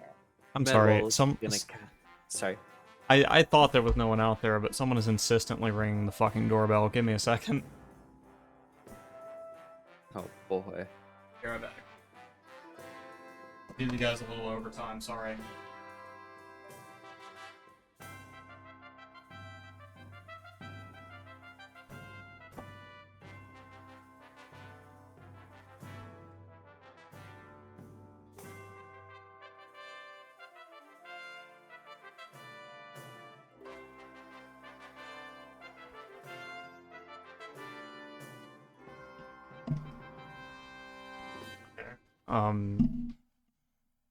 I have been firmly told not to fucking worry about it, so, I guess I won't.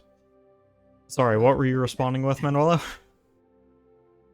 Yeah, no, I'm casting catapult, targeting his bed, flinging the coin to where the dagger was, in order to knock the dagger away.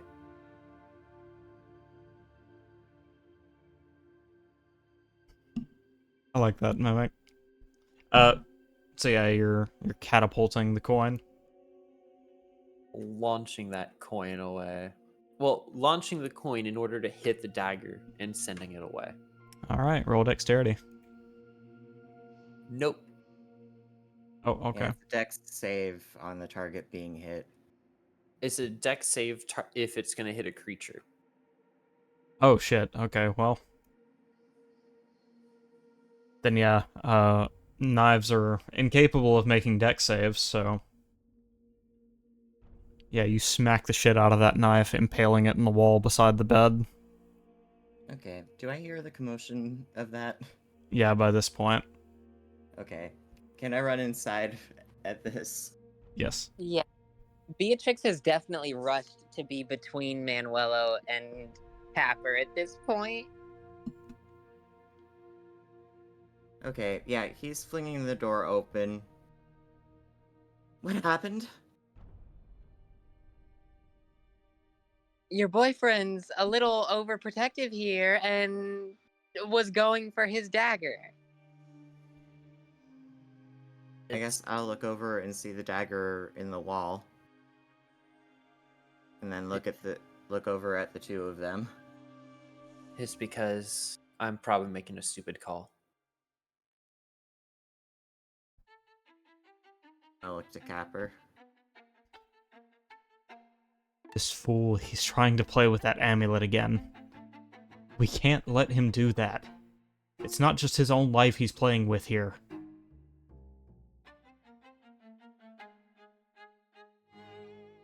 Let's just take a look. Let's take a break from the amulet for now, okay?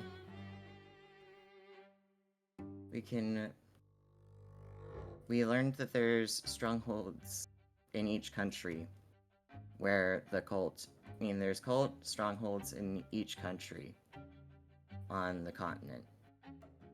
So, maybe until we get closer to another one of those, then we should be relatively unhindered by any of Orion's plans.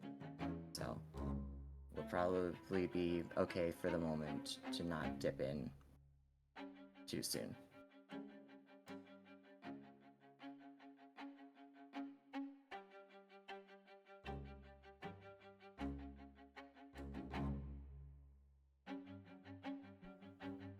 Manuel is just gonna be looking at you. It's just like, the chance we have to figure out where the opponents are.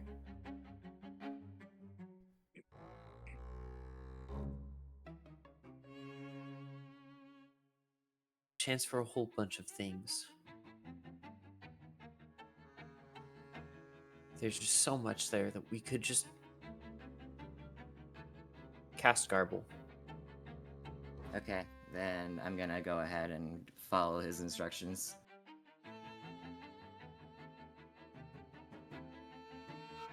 And I've casted Garble.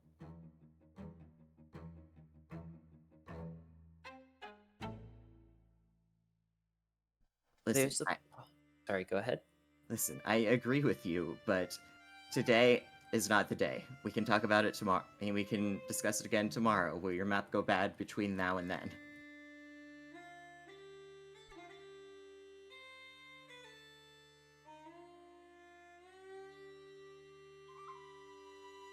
Look, I understand that we're worried and stuff, but this is the possibility to have a chance to find him. To possibly do much more than just be sitting on the side waiting for Verasta. Okay. I'm going to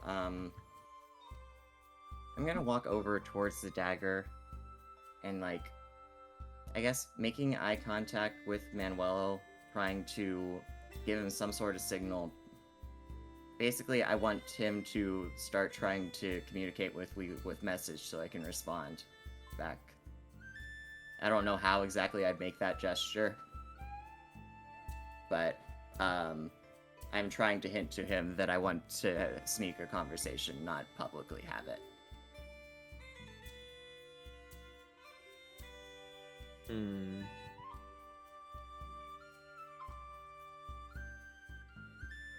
Basically just making eye contact, and then I'm picturing, like, looking up at my brain, looking up towards my brain. If I do that, do you think you'd get the idea of speak to me telepathically, not with your actual words? Manuel was confused, so he's gonna do it anyway. And he's casting it, he's like, there's someone over us? No, just... we can meet in private later tonight, okay? Later tonight. Okay. Do you want people throwing daggers around while we're trying to do this? I mean, to be fair, he can't use magic, so I have a leg up at least. Well, once we get some private time, then we can do this.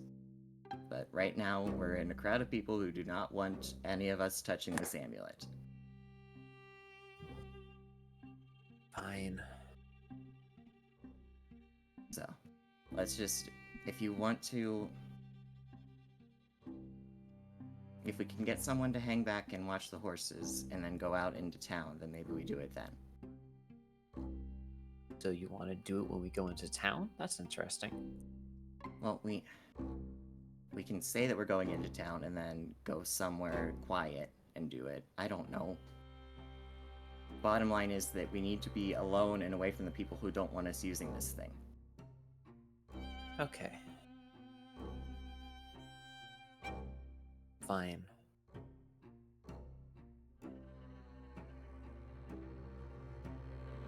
And at this point, I will have reached it, and it be like, to as much as I need to, like, awkwardly extend the conversation, I'll be like faking, sort of fiddling with the dagger, struggling to yank it out of the wall. But when he says fine, that'll be the point when I successfully yank it out, and then walk over to hand it back to Capper. So I think we wait for now. Is that all right with everybody?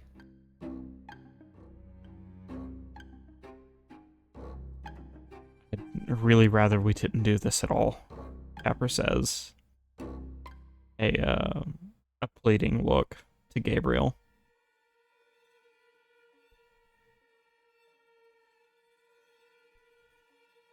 I'll give him a hug. Listen. For now, there hasn't been... We've been able to get in and out without causing any harm. And I'll be sure we get out before any harm's caused again, if we decide to do it again. But ideally, we won't need to. We'll be able to figure out something before that becomes a necessity.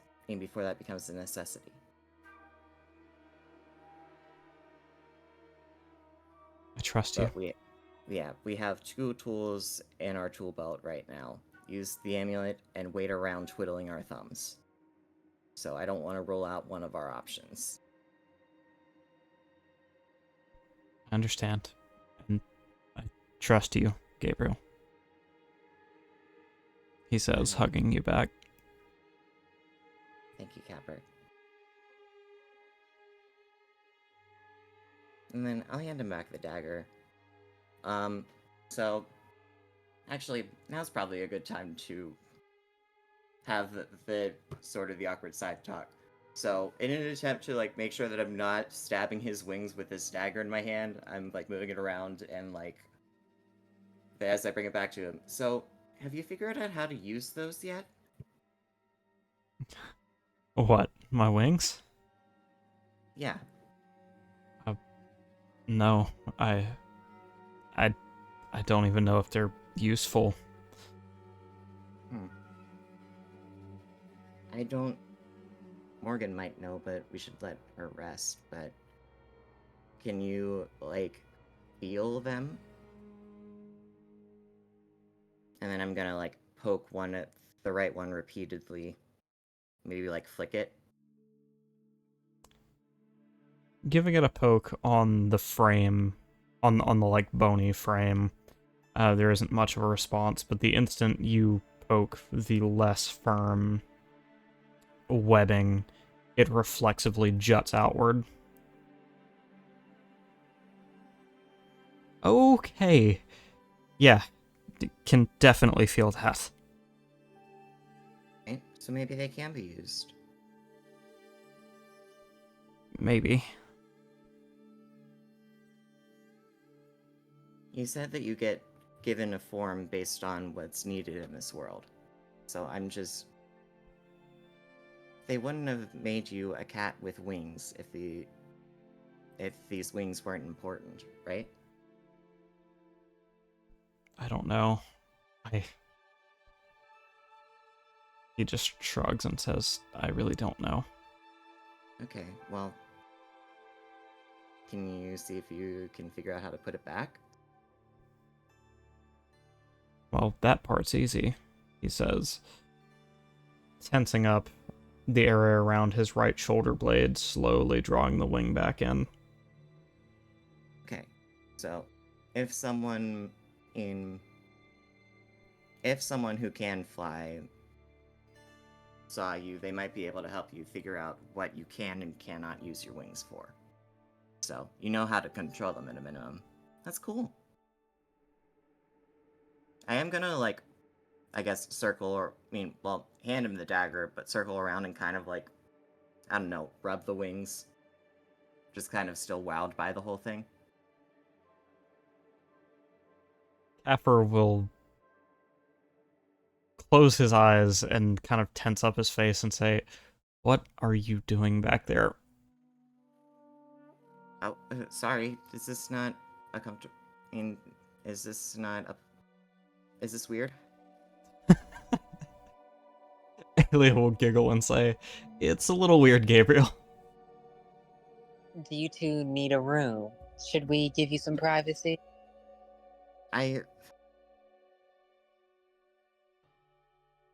He's going to definitely just completely flush red and stop and turn back around.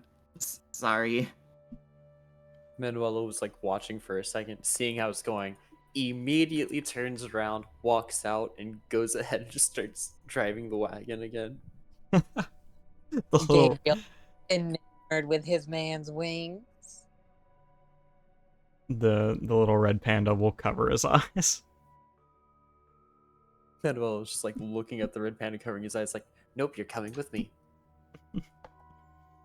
I hate to interject, but we're a little bit past time for our 10-minute break, and also I need to I need to make good on our dono goal for this stream. So I'm gonna go ahead and set our intermission here, although I won't actually start the time for you guys' break until we're done with introducing you guys to the characters of the Sinister Streets of Nocturne, if that is okay with everyone. Yeah. Okay. Sweet. Let me get over here and make sure everything's all set up. Pull up the Trello board I have all that info on.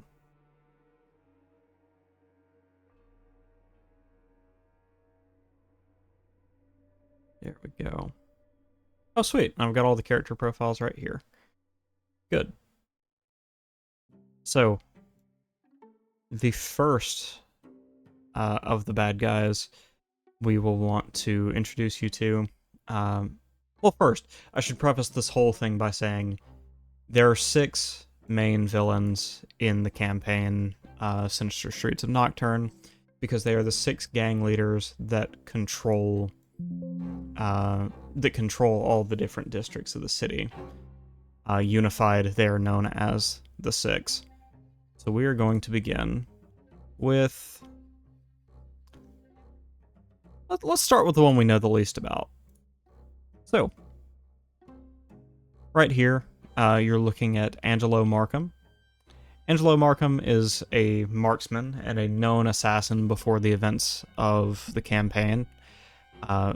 Their whole thing is they were a known assassin, they were wanted, and they joined up with the 6, basically permanently contracted by their leader to put down any particularly problematic dissenters, be it in their own faction or otherwise.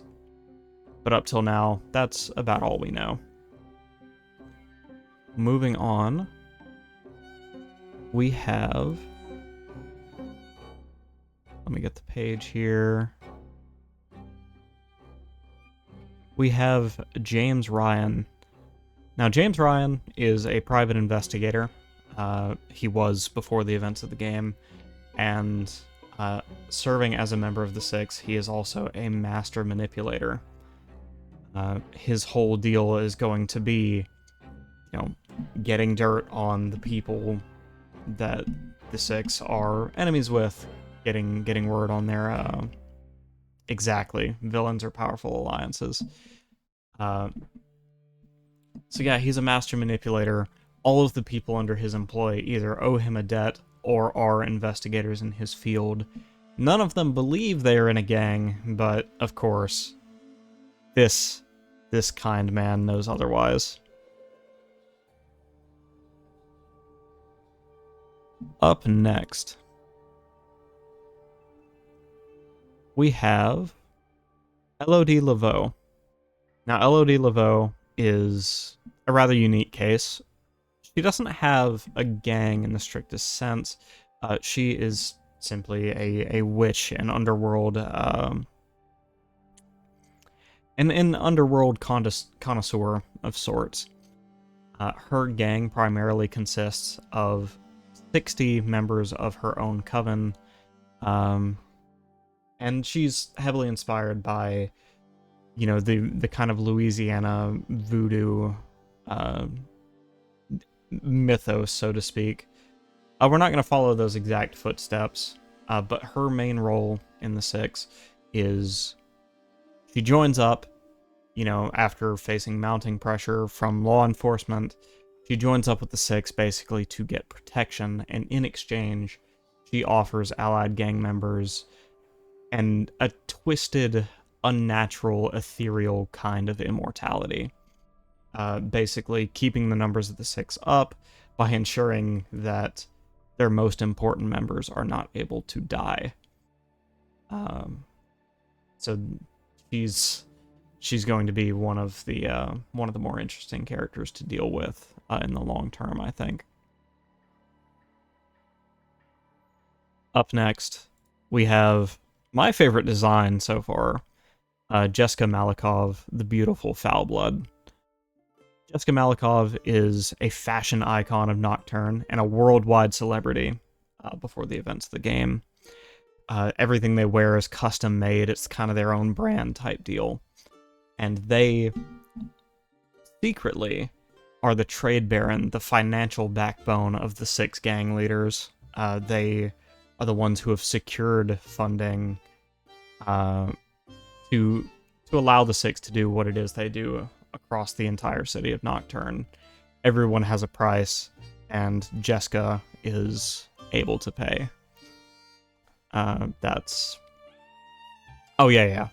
And they rarely do their own dirty work. They have perhaps the longest list of employees, strictly for their resources.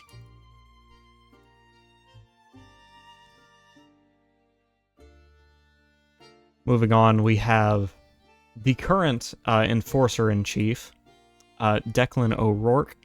Declan O'Rourke is poster boy for the corrupt cops. Okay, he's the chief of the Peacekeepers, the police force that existed before the prohibition of Sinister Streets of Nocturne.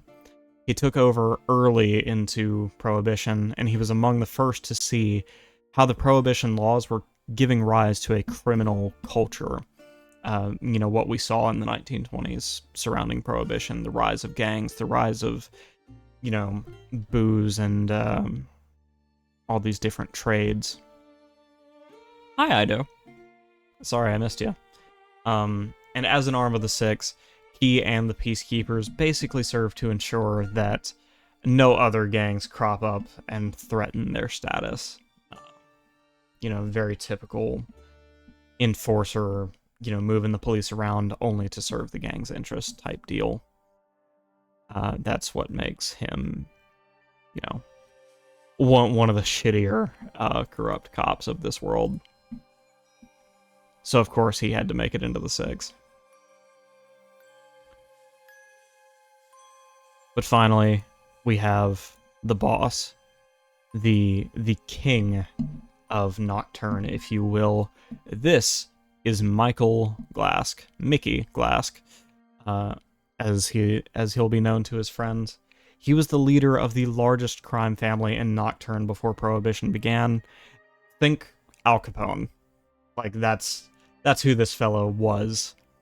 But then Prohibition drove him up to new heights. He unionized all the most dangerous groups of people in... unified all the most dangerous groups of people in Nocturne on his way to the top. And while he does humbly insist that all of the Union's members stand on fair ground and are level with each other, everyone knows that this K9, he calls the shots. When he speaks, Nocturne listens. When he has a problem, the 6 will find a solution. Every gang in Nocturne is beholden to this guy. Love him or hate him, no one who cares for their life is going to disobey. So those are the 6 bad guys of the campaign, the up-and-coming campaign, Sinister Streets of Nocturne. Thank you all for your generous donations, and I hope you enjoyed that preview. Now, I'm going to get to that 10-minute break, because my voice certainly needs a rest after all that. We'll see you guys in 10.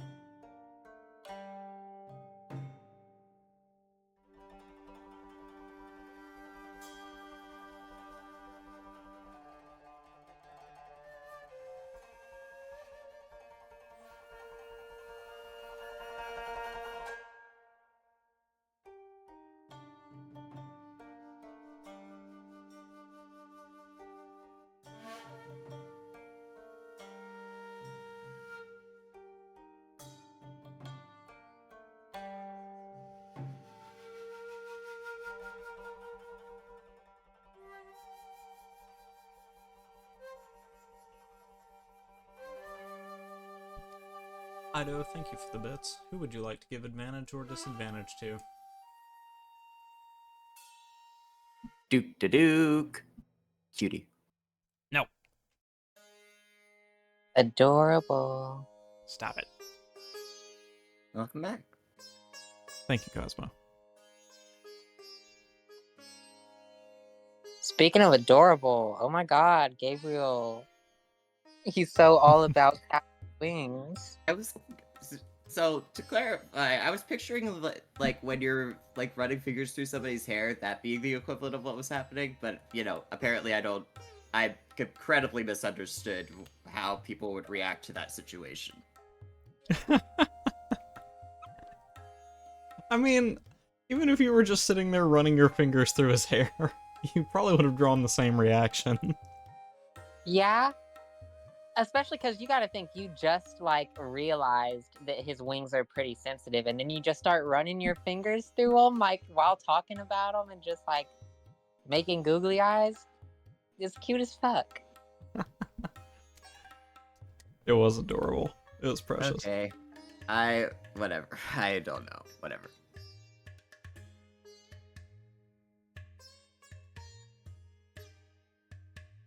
Alright, well, I see that you guys are back. We do technically have more time on the clock, but I'm ready to go if you guys are.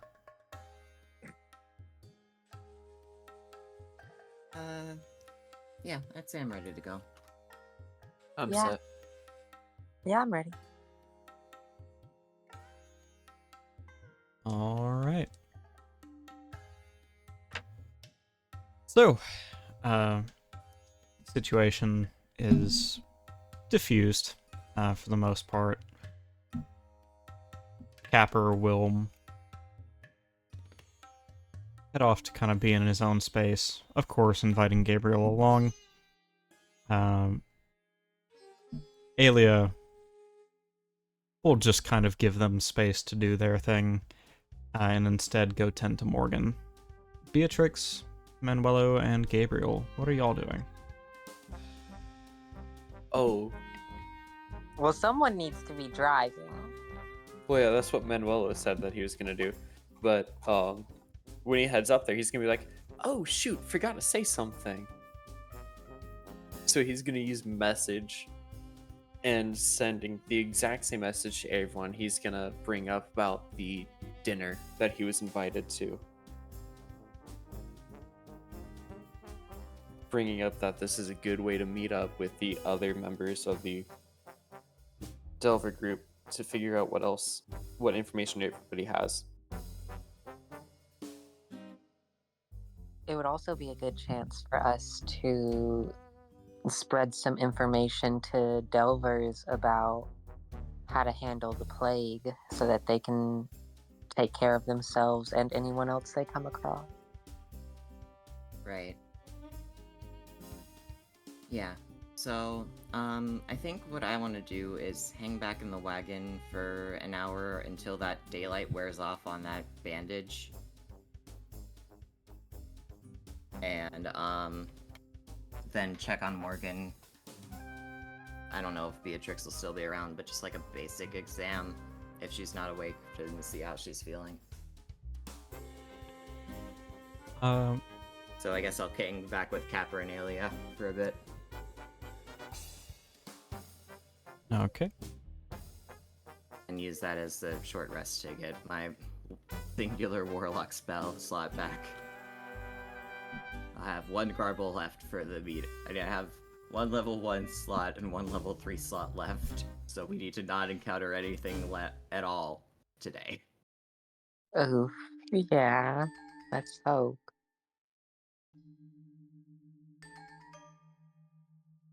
Manuel will probably hear this. He's like, "Oh, does that mean we're not going?" Well, we're definitely going to the event. It's just that we need to be careful about when and where. When we're talking about things that we don't want Orion to hear. Manuel is gonna just like hear that and it's like, "Okay, so we're going. Cool. Yay." Is there someone you're excited to see there or something? You're usually not thrilled about meeting people. No, maybe, no. All And right. of course, this is messaged. This is Manuelo who was casting message to Gabriel, so he could have just cut it off right there to save face, but he didn't.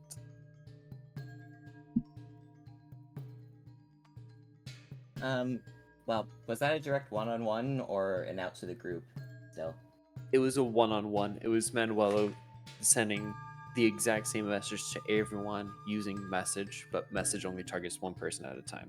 Oh, okay. So not everyone heard you fumbling awkwardly about being about that response. Nobody else but you know. Okay, because the thing is, Gabriel didn't have a strong reaction to that. So you did get away with it that time. Yes.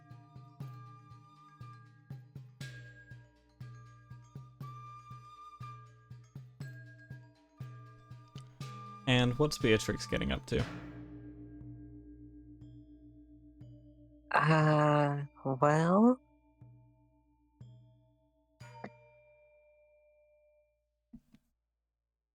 I don't know. Fuck.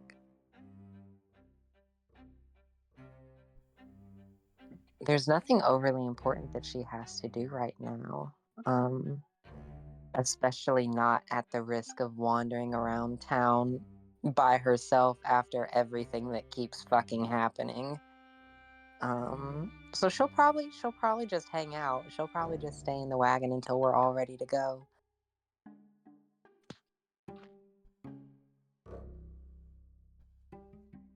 All right. Gabriel, you give Morgan another once over and find that not a whole lot has changed in the time between that first outbreak and now.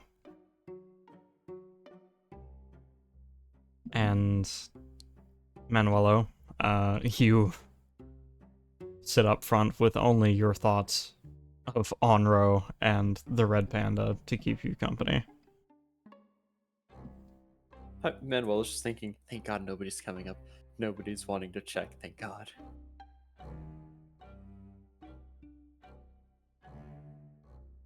Okay. Well, if there's no sign of the daylight scarf, and if the daylight bandage having any particular impact, then he'll kind of just look over at Beatrix and say, meanwhile, after the daylight's worn off on the bandage, if there's no obvious sign of impact on this end, he'll look over at Beatrix and say, any chance you can detect magic again?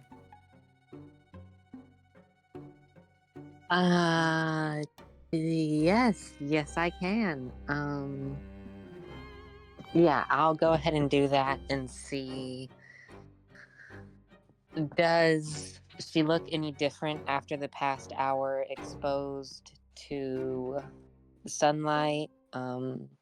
Or is there any noticeable change now that the sunlight is not there in how the magic is behaving?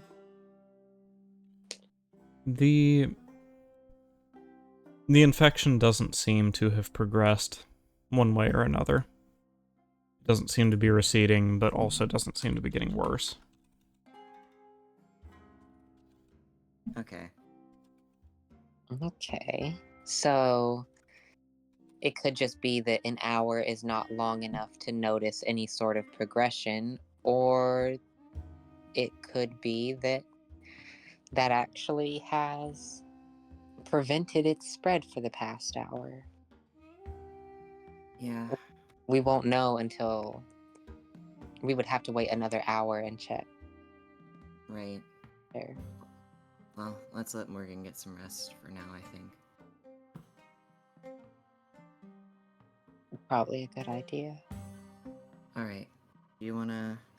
I don't know. Of the things we could do, we could... I guess go check on the, check on the jail. If you still want to figure out what's happening with your, wolf friend.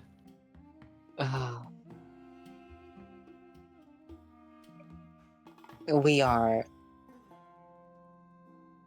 anything but friends. Hot eye. She looks very concerned. at the prospect. Unfortunately, it's something we have to do. But she'll turn back and be like, "You're right. It's something that needs to be handled. So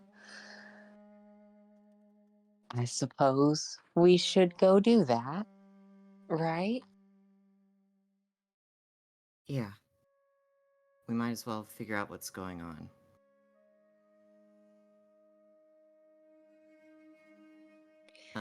And then I'll look over at Capper and Alia. And ask them to stay behind and watch the horses so that Manuela can come with. Alright. Alia will nod and discuss with Capper how they're going to divvy up the work. Of course, wanting to keep a close eye on Morgan as well.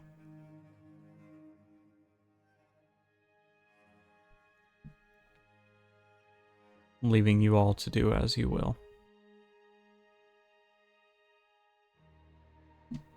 Beatrix is bringing so many weapons with her. All the weapons she has that she can carry on her at once, she's got. Okay. Yeah, Gabriel's bringing his full equipment and the amulet. Is that angry wagon still behind us with the dented fender? It would seem that it's been shifted somewhere else in rotation. Okay, then we're just gonna hope that we can get out of here without having to pay any insurance payments.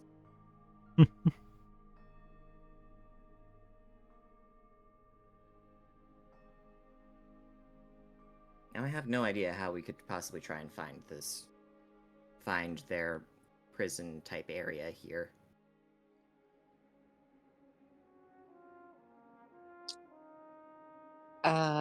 Well, everything's roughly in like the same general area, right? So she would have at least some idea where it is. Yeah. Yeah. So she'll lead us all over there very anxiously. As you head to the north end, to the front end of the caravan, up towards the wagon with... Let me make sure I've got my notes up here. What's the name of that wagon? Oh, it's just the big wagon. Up toward the big wagon, and the nearby wagon, which serves as a pseudo jailhouse. You run into a few people going about their work. Not all of them delvers. Some of them just shopkeeps working out in the weather. Oh, quick question. On our way there, do we notice some sort of barber shop or something like that? Barbershop. Yeah. Yeah. You'd probably see one of those around here. Okay. Well, I'll flag us for a quick detour over there and stop in. That okay with everyone? Oh, so we're heading to the event already? Oh yeah, let's do this. Yeah, sure. So, stopping over, I'm gonna get one of the hairdresser's attention and motion over to Beatrix and say, ran into some trouble while adventuring, and some of her hair got seared. Is there any recommendations you'd have as to ways to make it grow back faster? The man working the barbershop says, well, you'll just want to make sure you keep the skin from getting irritated. Maybe keep some balm or lotion on it. And from there, it's just a matter of time. I was hoping for a magical way out, but thank you very much. Maybe I should look into the magical side of hairdressing. He muses before going back to his work. Well, I'll turn back around to Beatrix and shrug. I We'll figure appreciate, something out, I'm sure. yeah, I appreciate the attempt.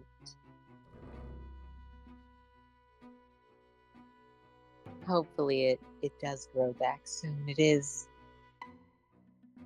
awful, isn't it?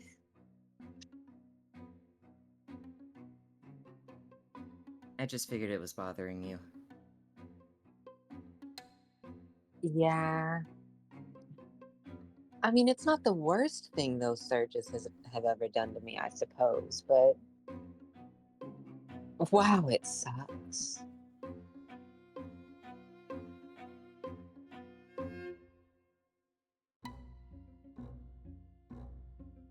Alright, well, if there's anything we can do to help avoid making those surges happen, let us know.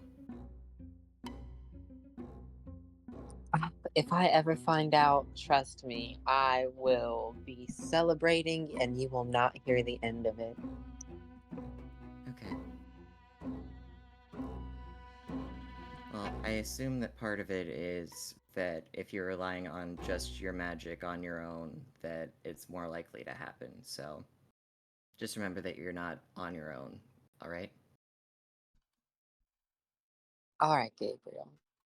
I will. And I guess from here we keep going.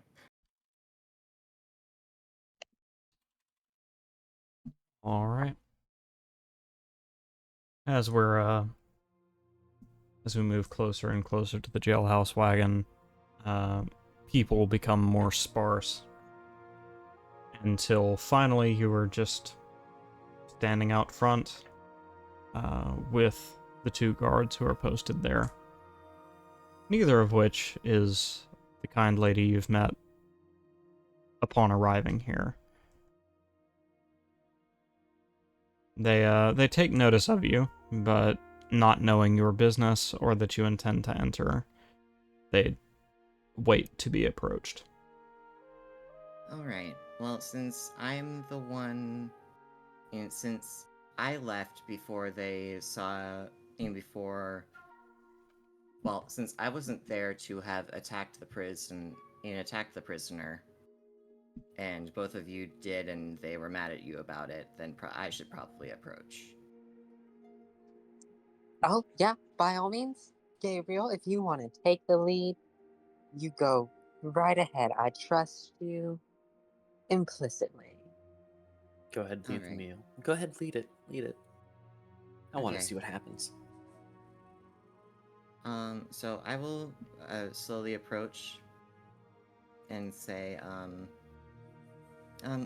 hello there. I wanted to check in on somebody who was arrested for attacking our party. I believe his name was Antonio or something like that. Do you have an arranged visit? No, this is our first time in the town. I didn't know if it's needed to be arranged or if that could just be something set up on the fly. I'll have to check the ledger and see if he's busy with another visitor. But if he isn't, then I don't see where there would be a problem. But do know, our rules only allow for one visitor at a time. Okay. He will nod to his cohort before walking into the building. And the man he left behind will flash a smile and say, "So, where do you all come from?" Well, we're from all over the place. We're the person that he's speaking to is currently trying to track some of us down. Because he, for some reason, believes that there's a bounty on one of us, which is completely wrong. But, we don't really intend to allow them to find us, if that makes sense. So you've come here to visit him, why?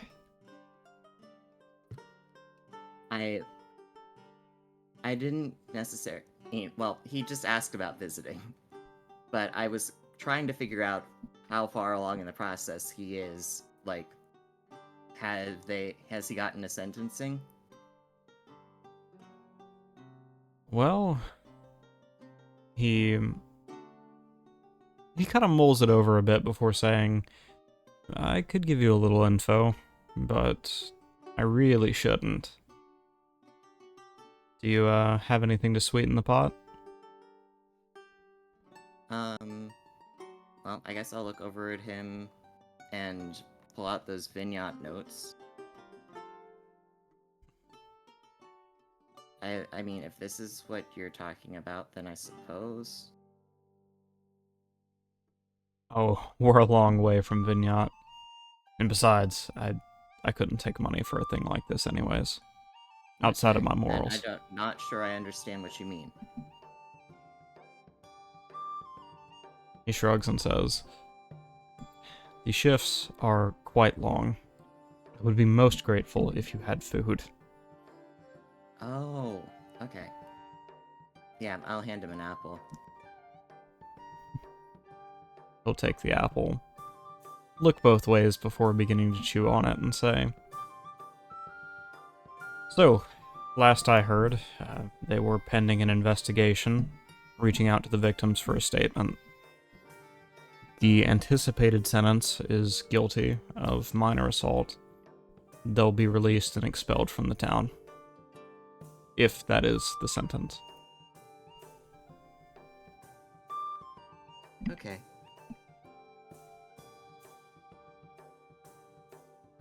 Alright. Did you need anything else? No, not really. We were... Like I said, we were just trying to figure out, what all is going on with this situation, especially since minor assault, I think, is, a little charitable to him, into his actions, but we'll talk about that during the investigation, I guess. He begins to respond, but the door behind him opens, and the man who arrives from behind him says, terribly sorry, sir, but it would appear he's busy with another guest at this time. Okay. Just a little surprising. From what we knew, he came here alone, and isn't a Delver, but I assume you're not allowed to give me any details. The one you gave an apple to says, my friend here may be a little hungry too. I will pull an apple out of my bag and then look at him.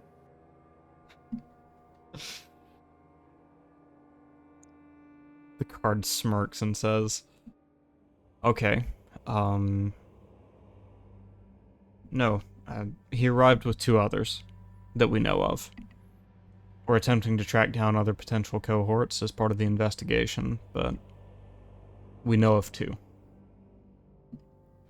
Okay. With that information, I'm gonna look back over at Beatrix. She looks panicked and just looks at the guard and is like, who are the 2 with him?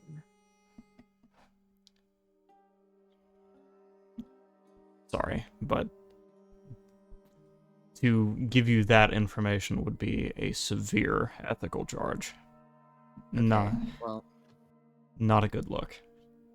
yeah, well, at the very least, until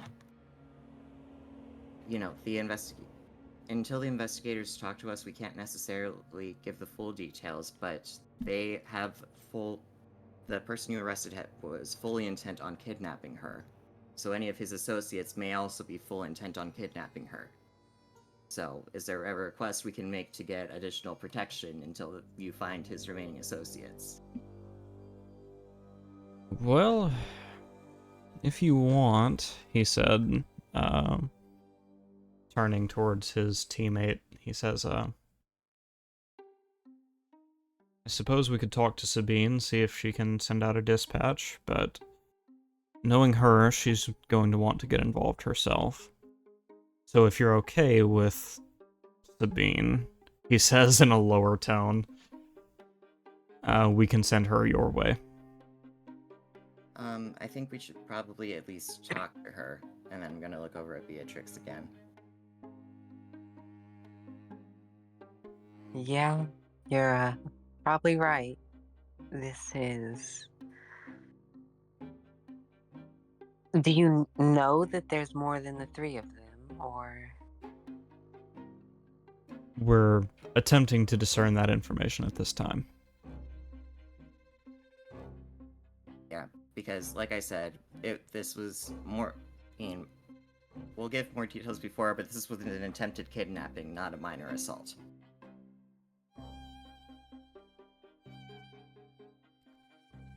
He nods and says, I understand.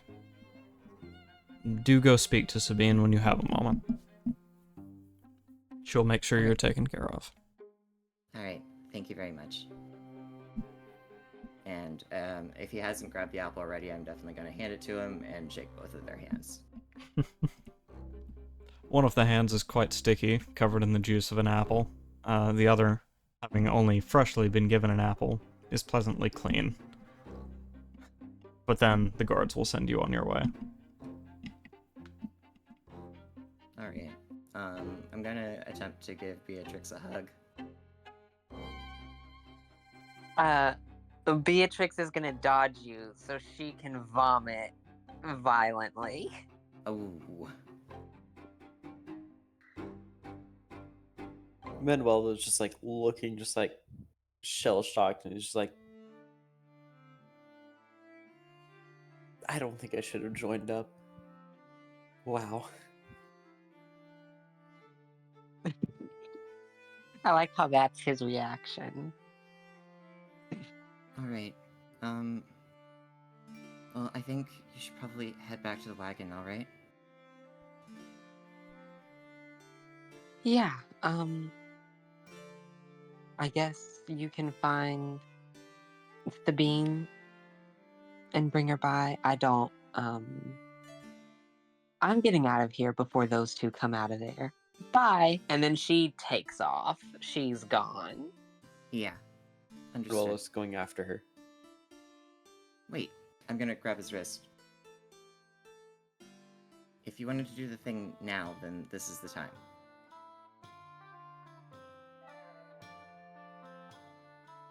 Let's get it set up, then we're doing this. Okay. And then I'm gonna find like a quiet, I guess a spot where meditations happen, Alright. because that'd be just a spot where a ton of people are just kind of sitting quietly. And hopefully there aren't a ton of people meditating at a random hour of the afternoon.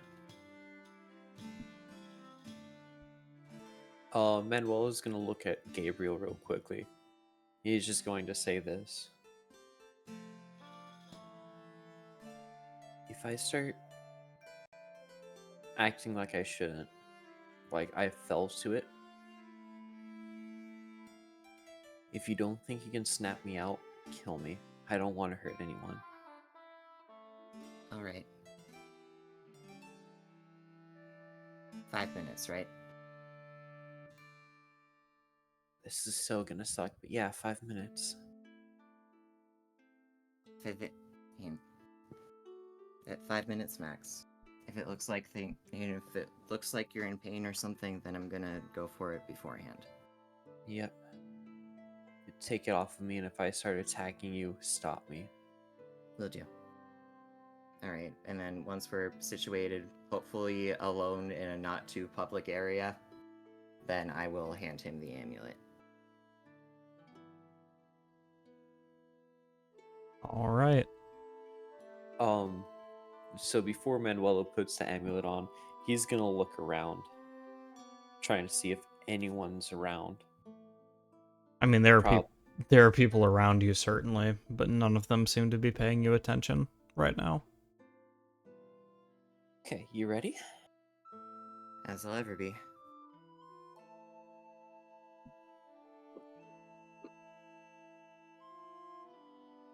It's obvious that Manuelo's hesitant because he remembered last time he almost got grabbed and he doesn't know what would have happened. But Manuel is going to take a couple deep breaths before putting the amulet on.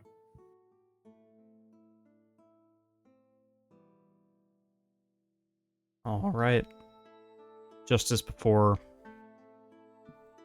the dive into the dream begins with a low rumbling that slowly grows into waveforms and then phrases, words you can understand. Yeah, I know. I remember this, you son of a gun. I know these things. Come on. Show me what I want to see so then we can get this over with. Close your eyes, fall, relent, into the void, join us. Be at peace, be still, rest easy.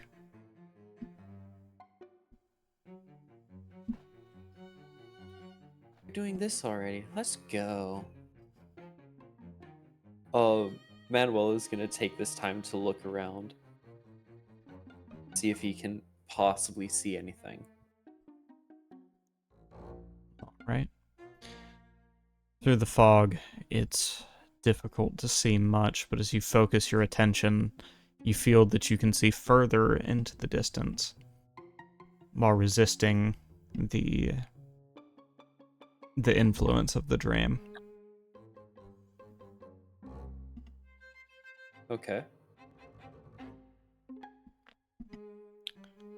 But there is the matter of where you look. Where, if there is a particular direction, would you like to focus your attention?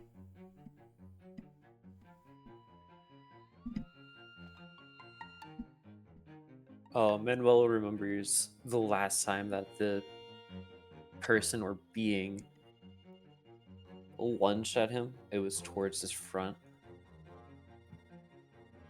So he's gonna want to keep an eye on that while he's looking to his right a bit in order to see what he can find.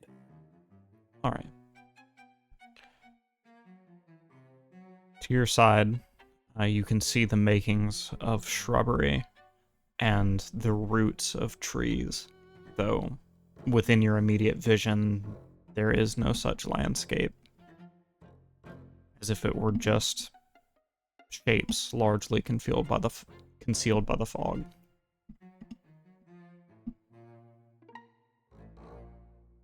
Doesn't help. Great. Manuel is gonna start moving his head to the left, kind of scanning, seeing if there's anything, like any good landmarks that he can spot.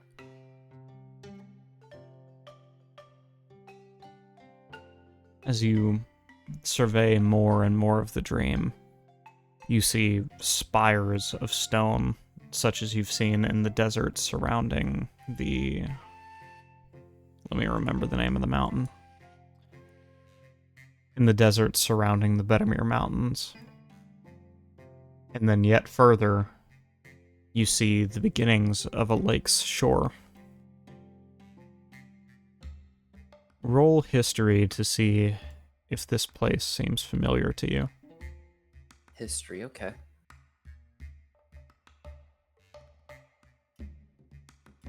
Oh, it's a +2, that's good.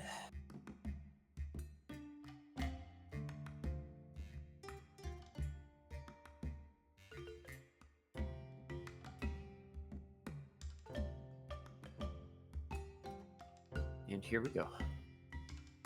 I got 15. On a 15. Oh, wait. Oop. Nope, I got an 8. Oh god. Yikes. Well...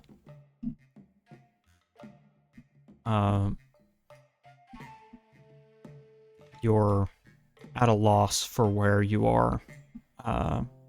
If there is a parallel to the real world, which there certainly seems to be based on where you are, it's lost on you at the moment.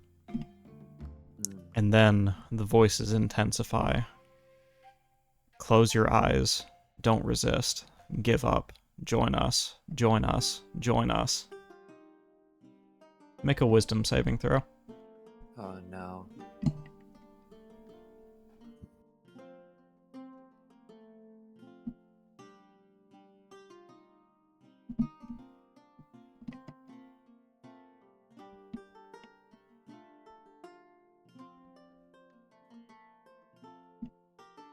Oh, I have +4. Okay. Fingers crossed.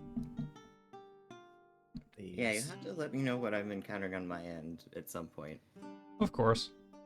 I will when he's doing anything besides spacing out. I got a 10.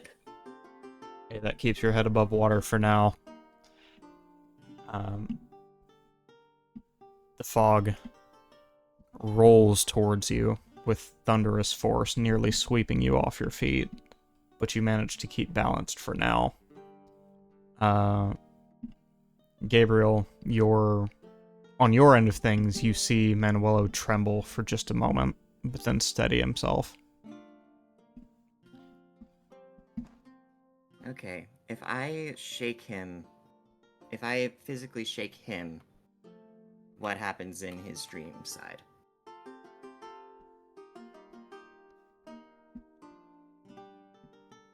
Do you have detect thoughts up on him right now? No, I don't, but I am going to physically shake him and see if that snaps him out of it a little bit. Okay, gotcha. Alright. So, Manuelo, you can feel a force outside of your control shaking you, and it's making it harder to focus on the landscape around you. The fog recedes a bit more, only the thunderous force of these external voices does not affect you in the same way as the last time the fog receded. Alright, well, I'm only doing it for like about probably 3 or 4 shakes before stopping. Okay.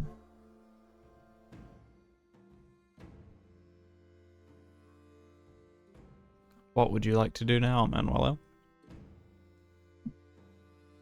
After getting shaked, Manuel is like thinking before he's gonna start heading over to the lake.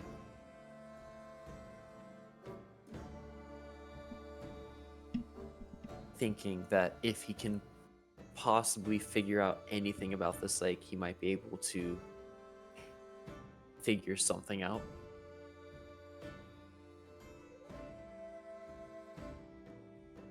The instant your foot leaves the soil you're standing on, the voices become louder and more insistent. Don't move, don't run away, don't go anywhere, stay still, stay still.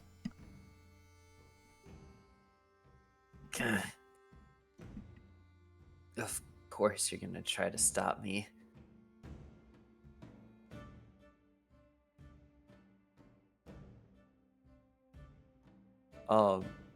Manuel is still gonna try to move towards the lake, even if the voices are going to try to stop him. He's already made up his mind. He wants to figure this out so then he can possibly help the others. The voices grow uproarious, almost hurting your ears. But in the weird monotone, one voice is beginning to cut through the other noise you're hearing in the dream. Stop moving, you fool! I'm trying to help!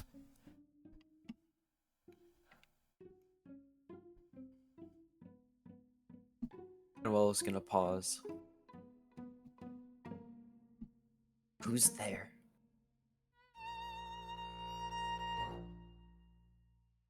Stand still. Give me time to find you. Can't see anything. Even as this disembodied voice continues to speak to you, the other whispers of the dream are urging you to close your eyes, to be calm, and to give yourself over to the dream. Who are you? Can I even trust you?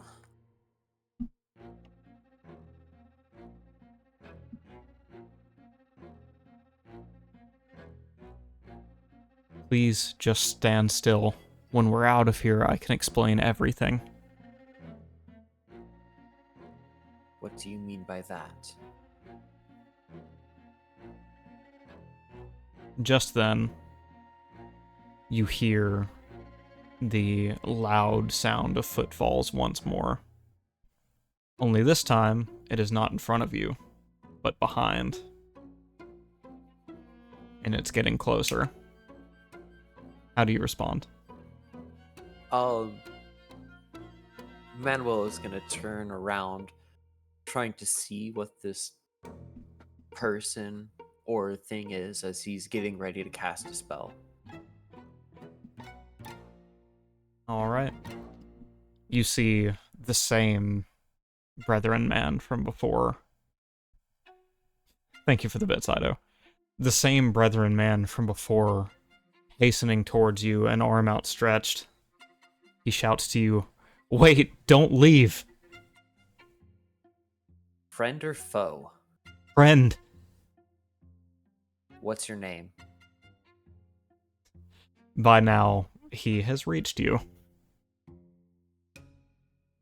And in approaching you, his arms outstretched will pull themselves around you. The sudden impact knocks you out of the dream. Gabriel, what you see is a light blue rift open up in front of Manuelo, and a brethren dive out of it, tackling him to the ground. Okay, well, I'm definitely separating the two of them. And, standing guard over Manuelo's body. Who are you? What the hell just happened?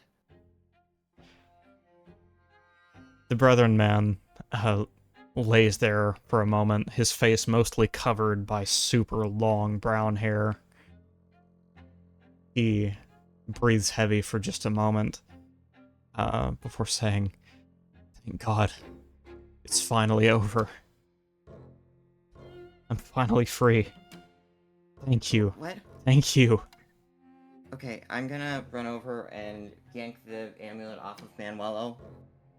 And then look back over it again at him, confused. What's going on? The man will lean to one side, reach behind his back, and grab a cane he had dropped upon entry. Slowly stand himself up. By the way, Manuelo, you're perfectly conscious now that the amulet's been removed from you.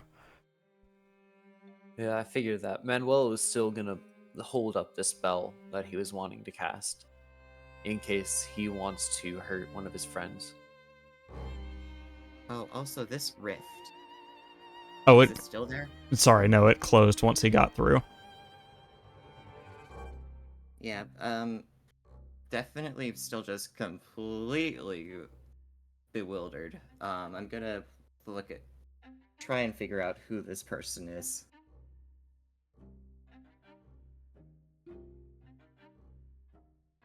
So, sorry, I'm readying the image. The man stands, brushes his hair out of his face, and finally, at full posture, posted up on his cane, simply says, "My name is Vitor. This is who you see before you."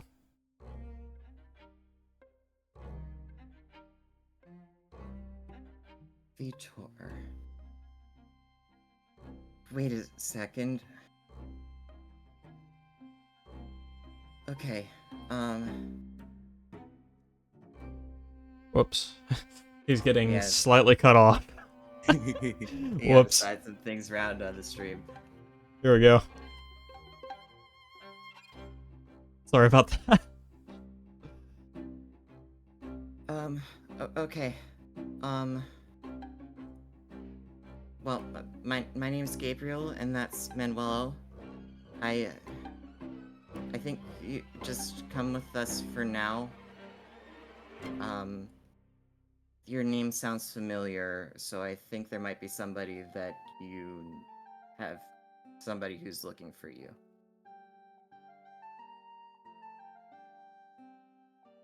Of course. Whatever you need. Just... Where am I? He says, looking around.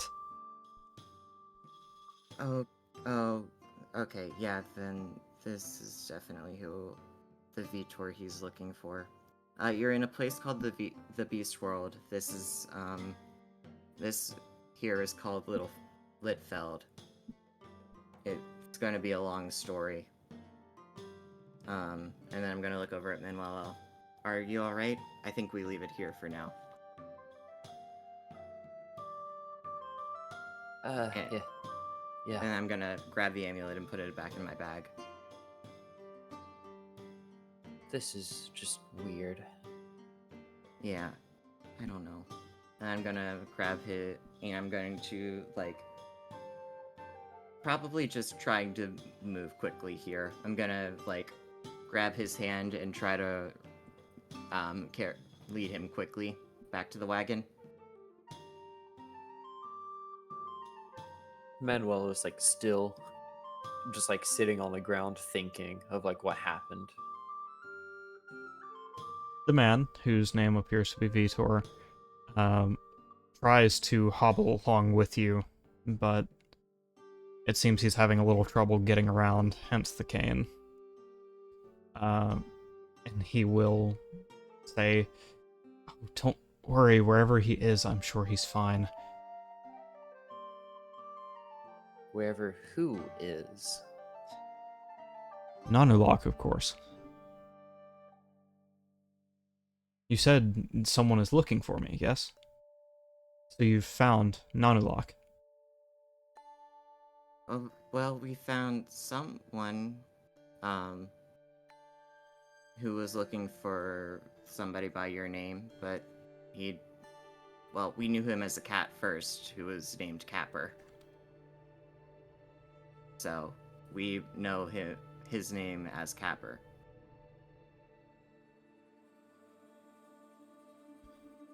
That... But maybe they're the same guy. He shakes his head and says, "That can't be. Capper, he's... It certainly could not be the person I think you think you're talking about. Or Alright. could it?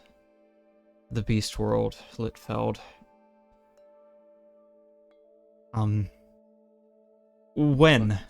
When precisely are we?" What do you mean by that? Forgive me. By my calculations, we must be somewhere between the beginning of Willful Beasts and the end of your world as you know it. I'm sorry, what? The end of the world as we know it? No time to explain. No. Give me a major historical event that has happened in the past 10 years. The Broken World?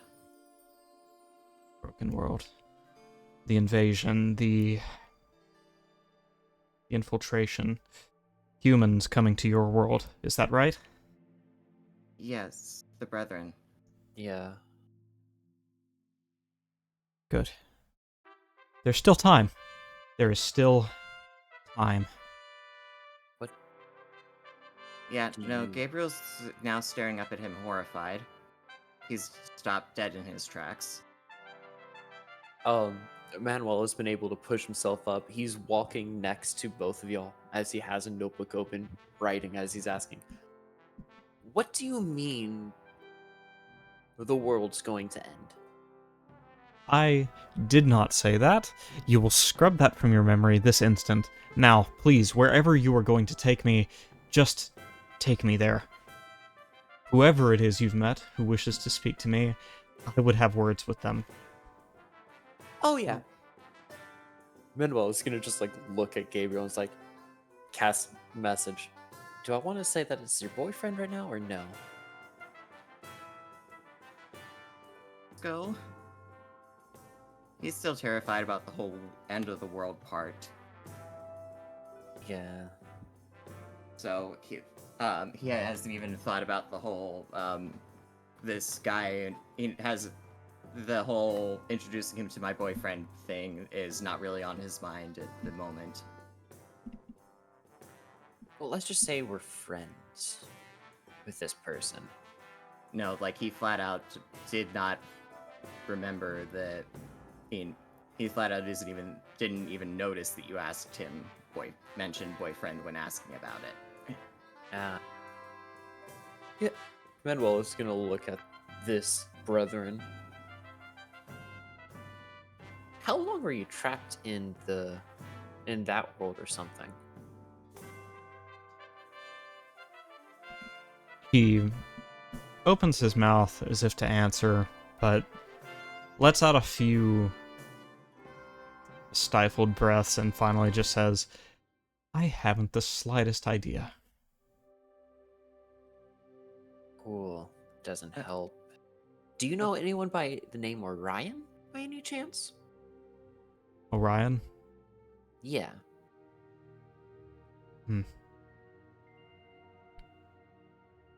I do believe somewhere in my research. He turns to a knapsack that he has on his side, opens it up, and begins pulling out book after book of history written in all different languages and all different Okay. sizes, shapes, thicknesses.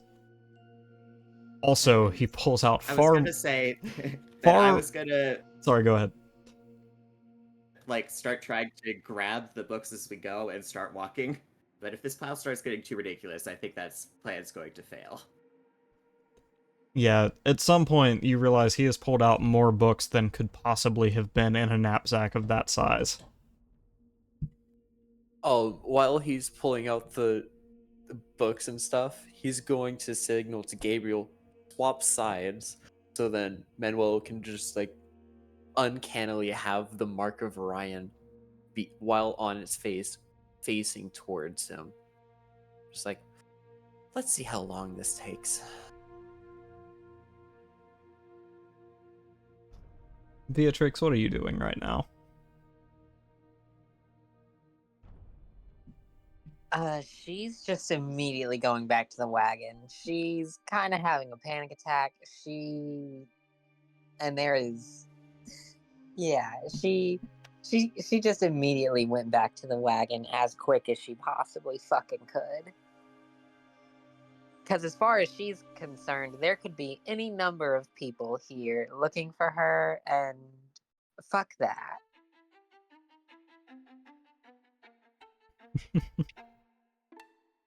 After what must feel like an eternity of looking over your shoulder and being paranoid of every beast you cross, you finally arrive back in your wagon. Alia has taken the reins, and Capper sits on his bed across from Morgan.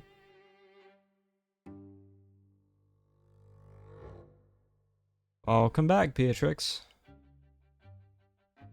Rapper, hi. How how have things been here? She says, making her way over to the cabinet where she put the wine up and grabbing a glass and pouring one. A little boring to be honest. Hey, could I have some of that? Feel free, there's 4 bottles of it. He'll happily come to sit right across from you and begin pouring himself the largest glass of wine he can before you stop him. Yeah, she, upon realizing he doesn't know how to pour a glass of wine, she would briefly, in her panicked state, clasp onto her sanity for just a moment to stop him from filling the glass all the way and say, Don't do that, Capper. That's not how you pour wine. let it breathe, enjoy it. Usually, as she just turns her glass bottoms up and drinks the whole thing and pours another one, still only pouring like an appropriate amount.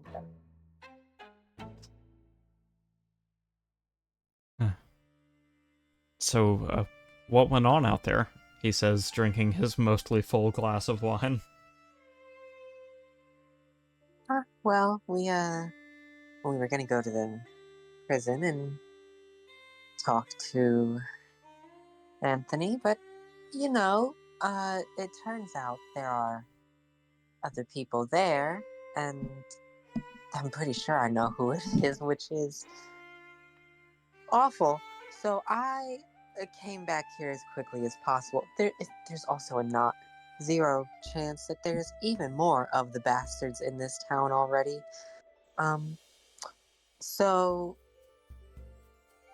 I managed not to kill anyone on the way home, which at this point is a fucking miracle. I agree, he said. Just kind of looking a bit concerned about you at this point. He says, and Gabriel, Manuelo, where are they? Last I saw, outside the prison, they had something that they planned on doing, I'm sure. I don't quite remember. I was a little bit distracted, and I fucked off. Because, wine, she says, finishing off another glass and pouring another one. Capper, who is about halfway through his first glass, kind of sets a paw on the bottom of your wine glass and says, Beatrix, I think you should slow down.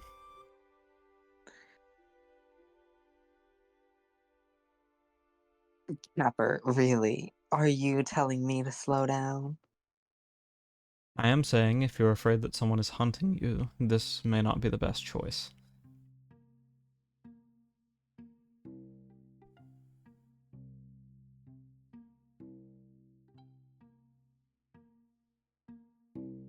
She...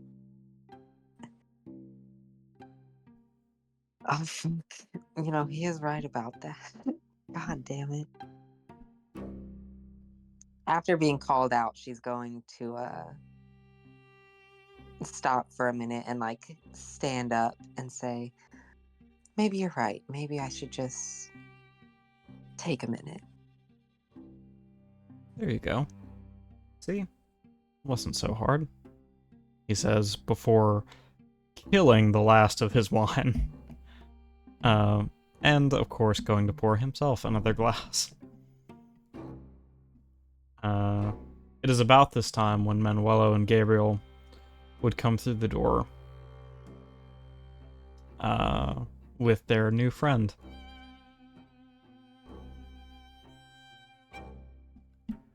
We've All right. got a friend? Yeah, hey everybody.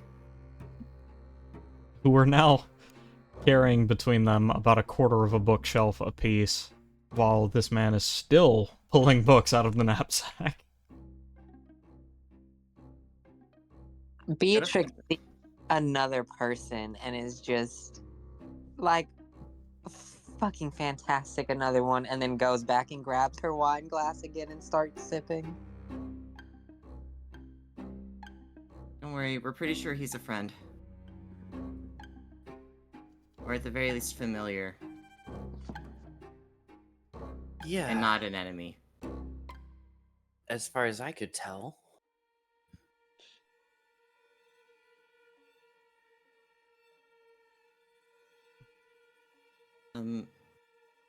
So you said your name is Vitor, right? As soon as you say the name Vitor, Capper freezes up, not even having looked towards the door since you arrived. His eyes dart up to Beatrix, and he mouths the word, "What?" As Vitor responds, Yes. Yes, that's me.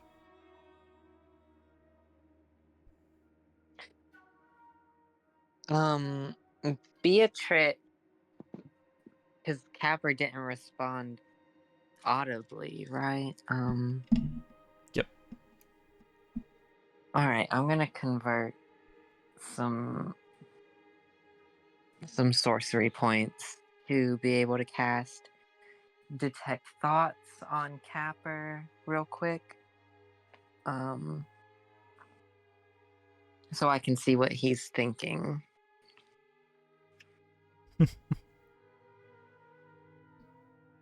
In the immediate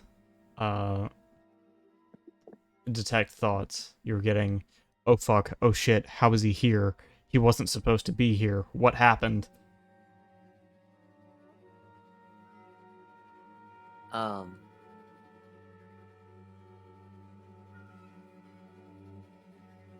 Okay. Well, that's concerning. Okay, I don't know if Capper would resist or not, but to try and get more information, because it's not like we can have a conversation about it, I'm gonna try and like delve deeper into whatever Capper's thinking or feeling about this situation and this guy. Does he resist or does he just let me fucking comb through his brain? Do you believe he is aware that you were the one doing it? Well, I know he's So, do it yeah, I'm before. pretty. I would be looking at him, like staring him in the eyes at this point very intently. So Yeah. if he could detect that someone was doing it, then yeah, I would assume he knows it's me. Yeah, I'm pretty sure that diving deeper makes them aware of who casts the spell on them. Okay. If he knows it is Beatrix, he will not resist. All right, great. And yeah, there are three major lines of thought here. The first being, I thought Vitor was dead. How the hell did he wind up here? The second, Gabriel betrayed me. He said he wasn't going to do it. How could he do that? And the third is, I need to get out of here before Vitor realizes who I am.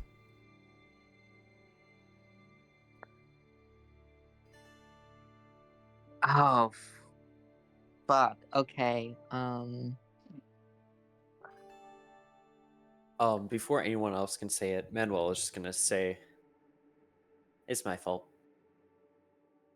Why? Manuela doesn't know anything that's being thought right now. No, but Manuelo kind of would have an inkling because Capper didn't want him to put on the amulet. Oh. Yeah, I'm sorry, Capper. I put on the amulet. I kind of forced Gabriel to help me with it. I'm sorry. Did you just say all of that in the exact way that you just said it, Manuelo? No. Please, no. God. No, he casted message targeting Capper. Okay, I really need you to declare that next time. Yeah, sorry. Because you almost set off a horrific chain of events. Oh god. Oh no. That's on me. My apologies. Yeah, no. Capper simply says, okay, alright. Just do what it takes. Get him out of here, okay? Please. Beatrix is what's the okay, so they just came in, I assume through the side door, right? Whatever the main entrance is what I was thinking. Yeah, that'd be the side door. So there's a back door as well. Is it clear? Like, could Beatrix and Capper make it out through the back? Yeah, I can't imagine why it would be obstructed. Yeah, I can't either. And everyone who just came in should be behind us. So she's going to get up quickly and be like, Gabriel, Manuelo, poor timing. It seems we have to run very quickly, just a few minutes. We'll be back.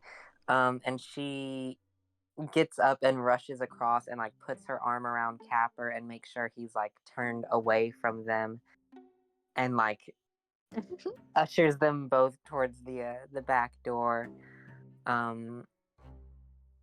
Does not entertain any attempt to stop them, just goes. Okay, well, Gabriel's gonna look around at everybody confused at this event. Like, look, probably can't make eye contact with Capper, but definitely looking confused at Beatrix and at Manuelo. Well, it's gonna cast a message and say, "Go with it. We'll talk later." Okay.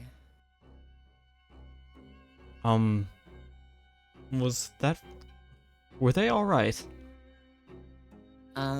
We have a lot going on right now. There's some people we met in the city that she's very concerned that, well, there's some people in the city who attempted to kidnap her that we're concerned about, some of them still being around. So I guess she's looking into that. I see. And Alright, so I'm gonna, like, drop the books just straight on the floor so they make an audible thump. What are you looking for again?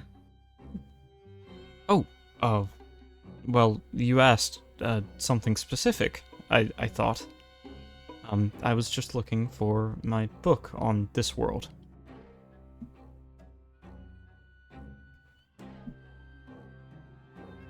Alright, each one of these is about a specific world? Only the ones that I've been to. You've been to this one before? Well, of course. How else would I know how to get back here? You're gonna need to start from the beginning. Yeah. Assume that I've never met someone who can travel between worlds before. Well, At the very least, can't willingly travel between worlds before. he looks up at the clock and says... Or sorry, is there a clock in here? Did we ever No. establish? I don't think we have, but we do just randomly ask you the time all the time, so it makes sense for there to be one here. Yeah. He looks at you and says, "Oh dear, what time is it?" I thought it was like 3 in the afternoon. Yeah. I see. I don't have it down to the minute, but the explanation would take 1 hour, 43 minutes, and 27 seconds too long. So, forgive me, I'm going to have to skip on some details. Okay. Then how about you just start with why you were in that dream dimension? Oh, simple. The dream, well, in my world, we call it the eternity, or the space between. It's how we get from place to place.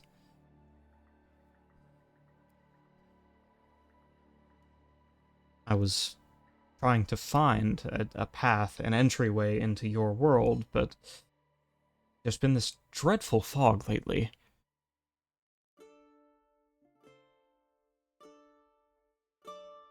Are we supposed to be able to get in there on our own? Well, it's certainly possible, but I would think only the most powerful mage would be able to open a rift such as this. How did you do it? I'm gonna hold out the amulet. we sat here wearing this.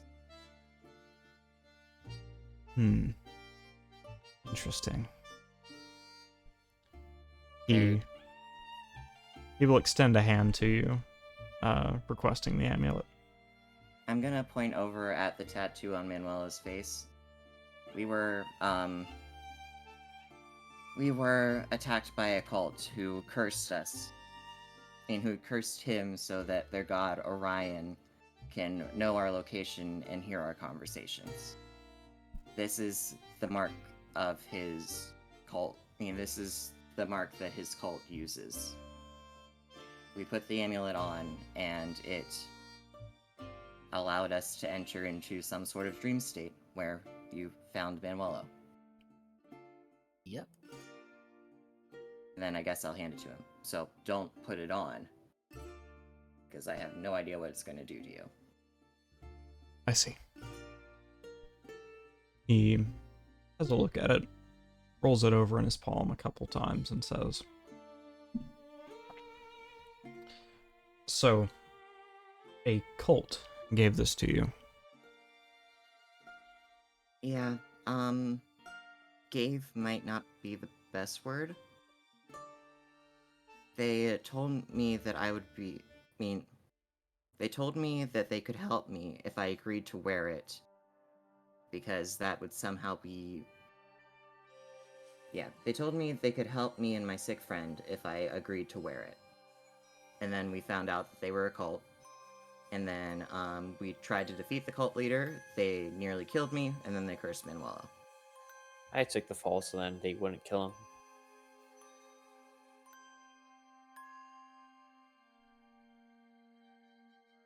They said something about finding me useful.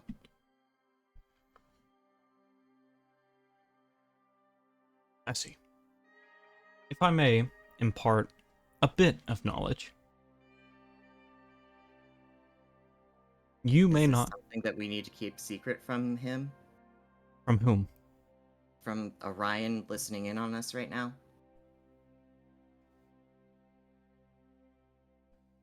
Well, I suppose it's not something he doesn't already know. Okay. Yes. Whoever or whatever really wants you to wear that, wants you to be accessible to them. In wearing or interacting with that amulet, you are giving them precise data on your exact location, when and where you are. It's... Put simply, someone who is not of your world may be tracking you by that little rune on your cheek there. And when you put on that amulet, you are giving them a vessel to return to your world.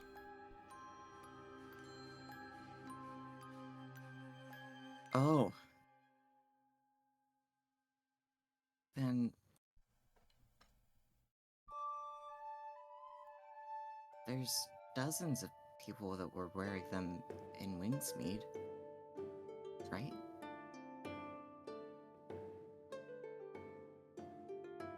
Lessons? Each of the priests had one of them on. Is that right, DM? Correct. Okay. So, is it... I wonder if it's like he needs a suitable target thing, or it's just a sheer numbers thing? Tell me more about this Orion. What do you know about him? Not much else. He is known as the Guardian of the Dungeon, and everyone thinks he's scary. The library... In our libraries, he's chronicled with the other fiends.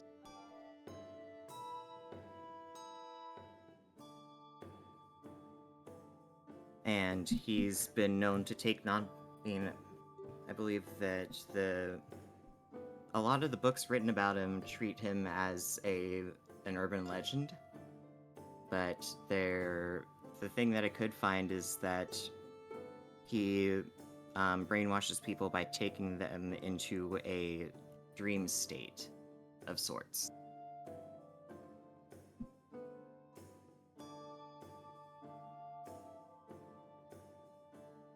I see. And there is this sort of snake thing that's is on this amulet and on that tattoo when his cult was going with the vibes of.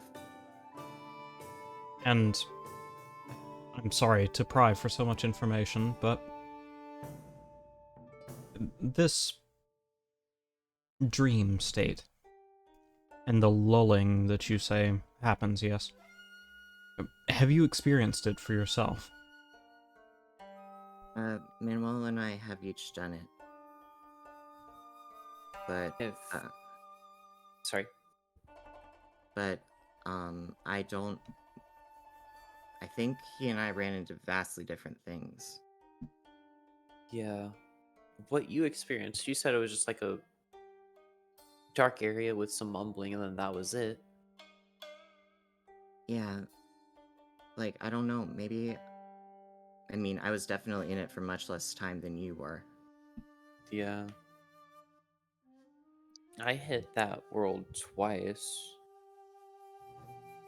Which is weird. I think I saw you before in that realm. Yeah, you said you saw somebody trying to run at you before we pulled you out the first time. So that was you. This was less than, give it 18 hours ago, yes? Yeah, that sounds right. Yes. Yeah. That was me. And I'm sorry I couldn't make my intentions clear before. I feared that...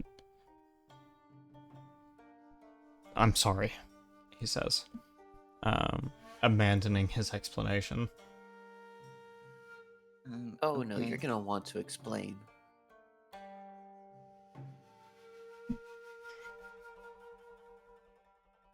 So, you said that... Well...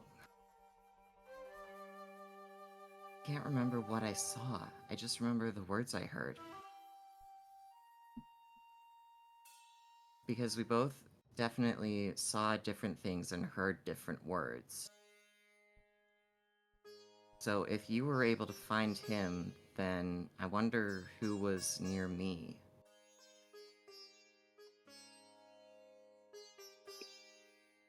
Or if there was somebody near me. If that makes sense. Is that... Am I understanding how this works right?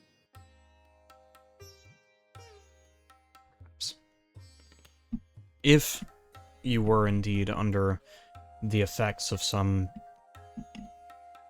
magic that intended to control your mind, both of you may well have had an encounter with this Orion, or whatever is using his name.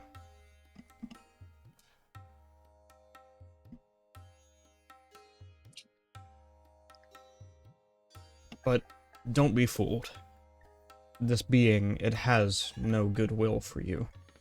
It wishes to lure you into a catatonic state, at least mentally, that you will no longer have the capacity to take the necklace off. Then it can always reach you. If there is anything in this world you wish to live for or to protect, we don't want that.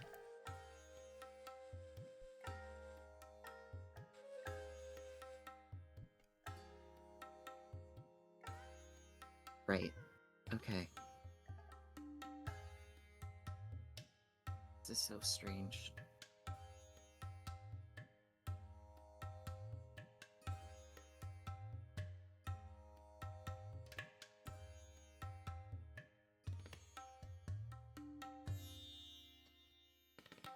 Okay, well, did you find the book you were looking for? No, I'm afraid not. We could be here for many, many more hours. I thought it would be on top. Hours. Well, yes. I've been to a lot of worlds in my time. How many piles are there at this point?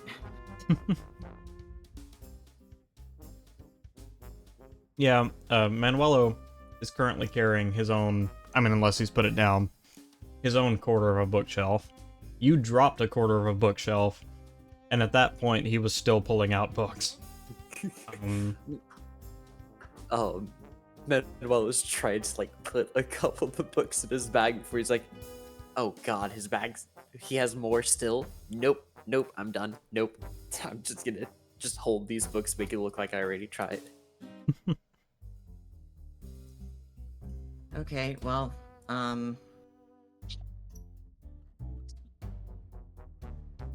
okay, so you said you were trying to find this world. Why? Because I have reason to believe that someone I know is here. One of two warriors, although, well, I personally believe it to be one of one warriors. You must know someone by the name of Nanulok Reeves, yes? No. Can't say I've heard that name before. Alright, then... You said there was someone who wished to speak to me. Where are they? Well, there was someone who knew your name. I mean, there was someone who said they had a friend with your name. They went outside. But I've only known them as Capper. Manuel's gonna just facepalm. Oh, well then he begins to stand up. Well, I assumed that they had ran off in a direction. You didn't give him more than just go along with it. But, well, wait. They were in the middle of something. I don't think they went and they're not going to be out there right now. You'll need to catch up and find them later. Oh, please. I think it is of the utmost importance that I find whoever it is that brought me here. They brought you here? They showed up alone as a house cat. So, it would seem you have met Capper. Enough with the games. Where is he? He said, his demeanor visibly changing at this point. I'm gonna back up with my hands up. And Manuel is just gonna get ready in case we start for a fight. He's gonna get ready to cast a spell as soon as he can. I accept care for a house cat and care for the human that he turned into after something horrible happened. Of course, you've done nothing wrong, but now you are lying to me and hiding his location. This will put you at odds with me if you were to continue, Gabriel. Now please, tell me where he is. He went outside somewhere to help out our other friend. Good. I will go find him. You may stay here if you wish, or you may help me, but do not stand in my way, he said. You need to explain to me what's going on. All in due time. No, due time is right now. And I'm standing between the door. And Manuel is gonna position himself to be at his 6. So then, if he tries to do anything, Manuel is behind him, and Gabriel's gonna be to his front.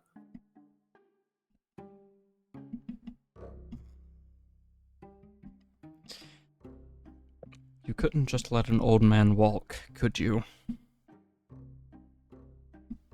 You have explained nothing. Please.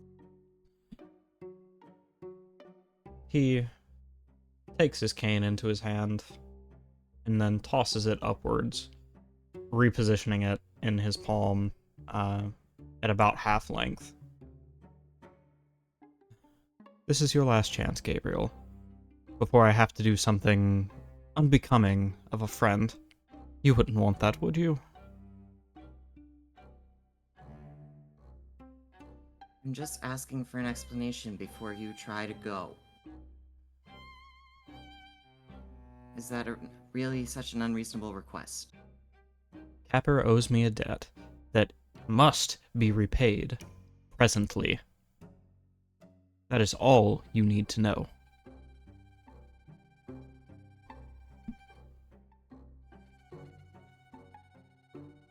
Alright, I'm gonna look over at Manuelo.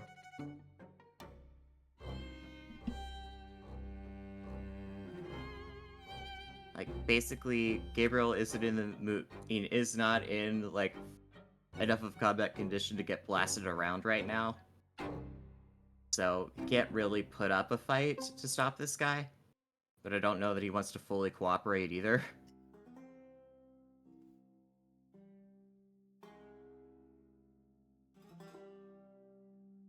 Manuel is just gonna give a quick look, just like, if we fight, I'm ready.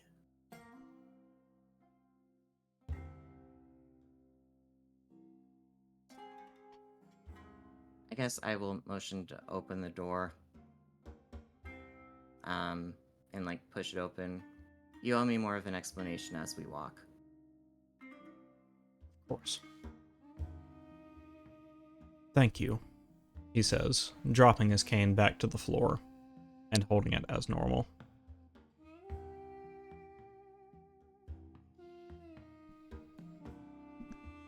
And with that, he will proceed out the back door. Beatrix, how you doing? Well, I guess the question is, how is Capper doing? Because she would have just rushed them both out and then just kept us moving away from the wagon just in case. Nowhere in particular in mind to go, just getting Capper away from the wagon since he seemed very, very freaked out. And she just immediately is like, Capper, what the fuck? What's going on? That man, if that really is Vitor, I am in so much trouble. Why? What's the issue? Oh, he's so pissed. He's so angry, that's why he's tracked me down. He's going to kill me. Please, Beatrix. Look, he's not gonna hurt you. None of us would let that happen. Just explain why you think he wants to.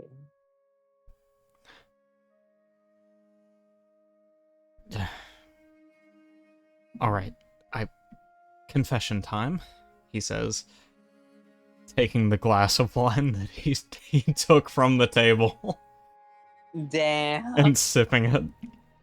We're both stressed. We both ran out of there. I'm gonna say Beatrix ran out with her wine too.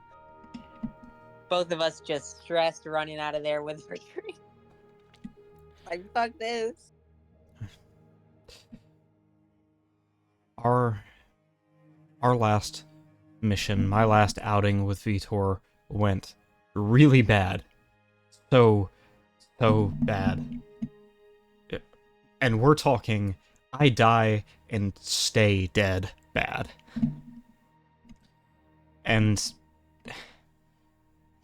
there was a moment I had to choose between trying to ensure the success of the mission, Hail Mary, long shot of all long shots, or protect myself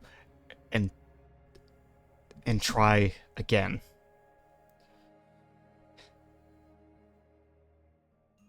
And I sacrificed Vitor's brother in the process. Oh, shit. I don't know if Vitor knows that his brother is dead, and I am not going to stick around and wait for him to find out. Yeah, holy shit. I mean, you had to, though, right? Like,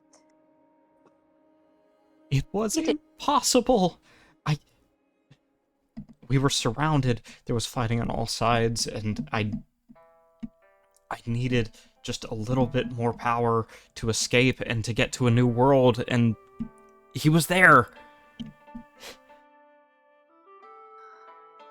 Oh, see, now that sounds a little ominous, Capper. What do you mean? What did you do to the man? I, I.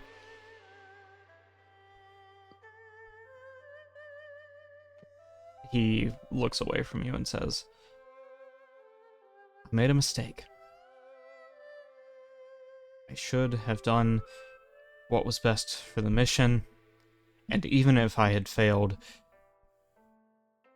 I'd have done my best. But we're past that point now. I've got blood on my hands, and Vitor is going to take those hands from me, along with the necklace, the bracers, the pauldrons, and the crown. And then he's going to finish me off for real this time. I'm going to be dead and stay dead. Well, that's pretty funny.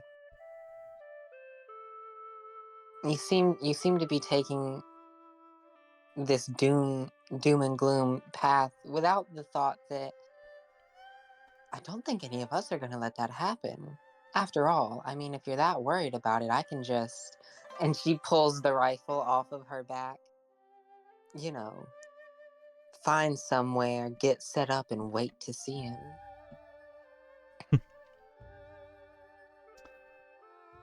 If you could stop him from killing me, you would be the very first to contest him on his own battleground. Don't gotta contest nothing with a bullet to the head. I don't care who you are or what kind of powers you got. That is sort of just the end of it, barring being a literal god. Beatrix, do you think you could kill Verasta with that gun? Like I said, barring being a literal god. Now tell me, can Verasta travel between worlds? Yes. Of his own volition? Yes. To worlds that exist outside of the Pantheon? Yes, that's how he came here. Wow, I am impressed. Yeah, Verasta was the first of the gods of our pantheon to discover the beast world. Well, not entirely true. I suppose the Seelie are still part of the pantheon. They were the gods of this world previously. But Verasta was bored and left his world and found this one and brought the others here with him.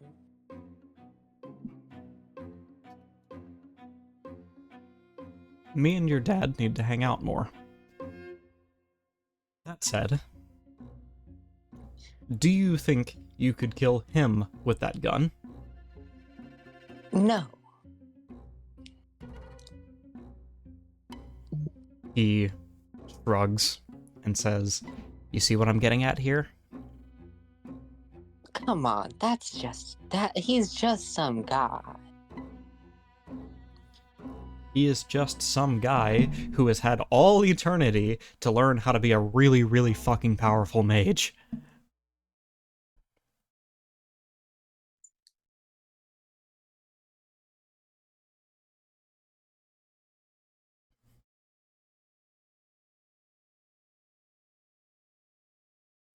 You have a point. How long have you known him?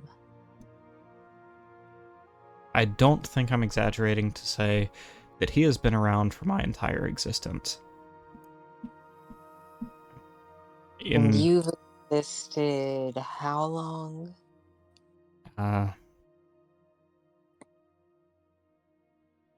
In your time, maybe 145 years. Okay.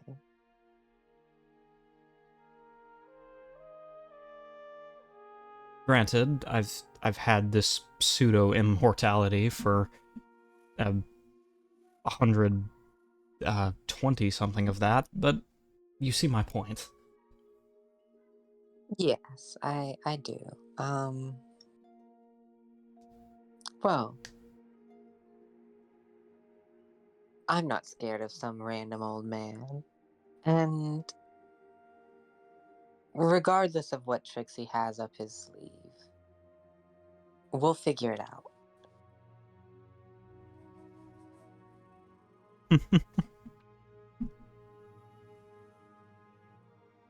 Now, about this conversation between Gabriel, Manuelo, and Vitor. Yes. How's that going? Well, I mean, I am dragging my feet the slowest possible, demanding a very thorough explanation of why he is looking for Capper and demands to see him this instant. And Manuel is casting message every once in a while to Gabriel directly. And every once in a while trying to reach out, seeing if he can reach Beatrix or even Capper. You're just like, why, directly to Gabriel, why are we leading him to Capper? That's my question. Well, we currently don't even know what direction they're going, so we're just kind of walking.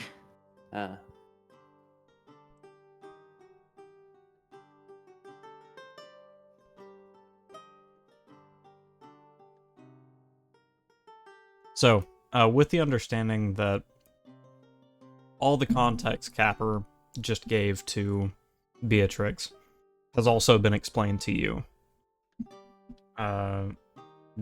does Gabriel have any other questions for Vitor? Just so we're not spending too much time going over the same stuff. Yeah, so it sounds like in a battle, something went horribly wrong, and Capper did something to kill Vitor's brother to save himself. Capper does... Gabriel probably does want to know something more specific than that. Okay. So the real divot is Vitor probably does not know what Capper did to survive. He just knows he cannot track down... He can only track down one of his beacons, and that is whoever is in this world. He wants to know why Capper exists and Nanulok doesn't anymore.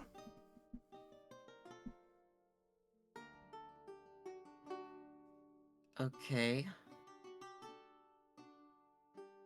So that's the only deviation from the story he told Beatrix. Or the story Okay. Capper told Beatrix. Alright.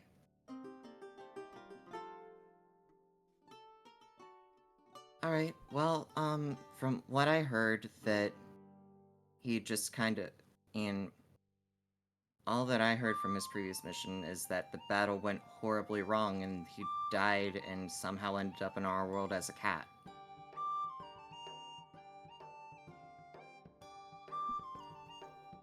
Not unlikely.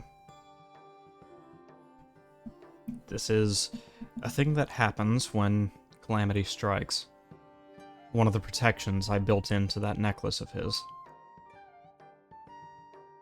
If a world should meet its calamitous end, and he is there, he will be moved elsewhere, so that he does not stay stuck in a cycle of dying over and over. It would be quite unpleasant.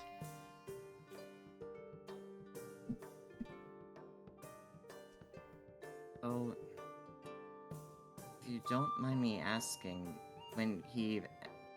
we found him in an underground temple. Do you have any idea how the cat ended up there? Your guess is as good as mine on that one.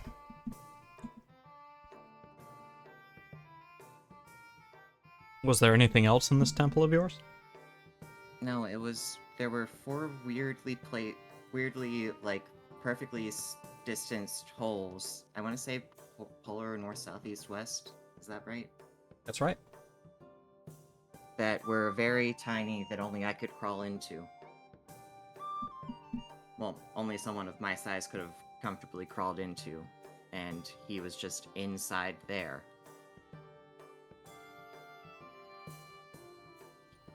Strange. He was left there, and the cat version said that he was guarded he was cared for by someone he called the Wise One, who had who lived somewhere snowy and carried a long staff.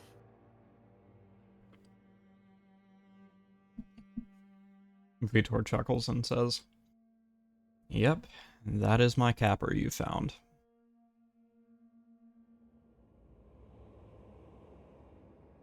So you had nothing to do with him ending up in the hole? No. Huh. And...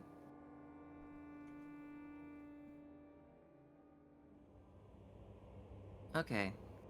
Well, I guess, like I said, we found him there, brought him with us, and I left him with a friend for him to get murdered in the middle of the night, and then, he transformed into a human afterwards, and now he's human capper.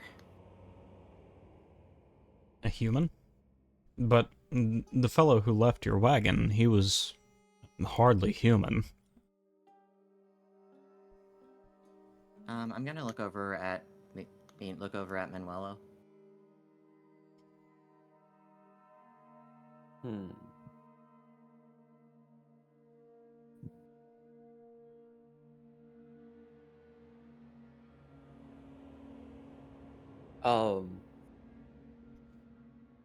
Manuelo wants to do an Arcana check on him. See what possibility, if he has any magic items on him. You're doing detect magic?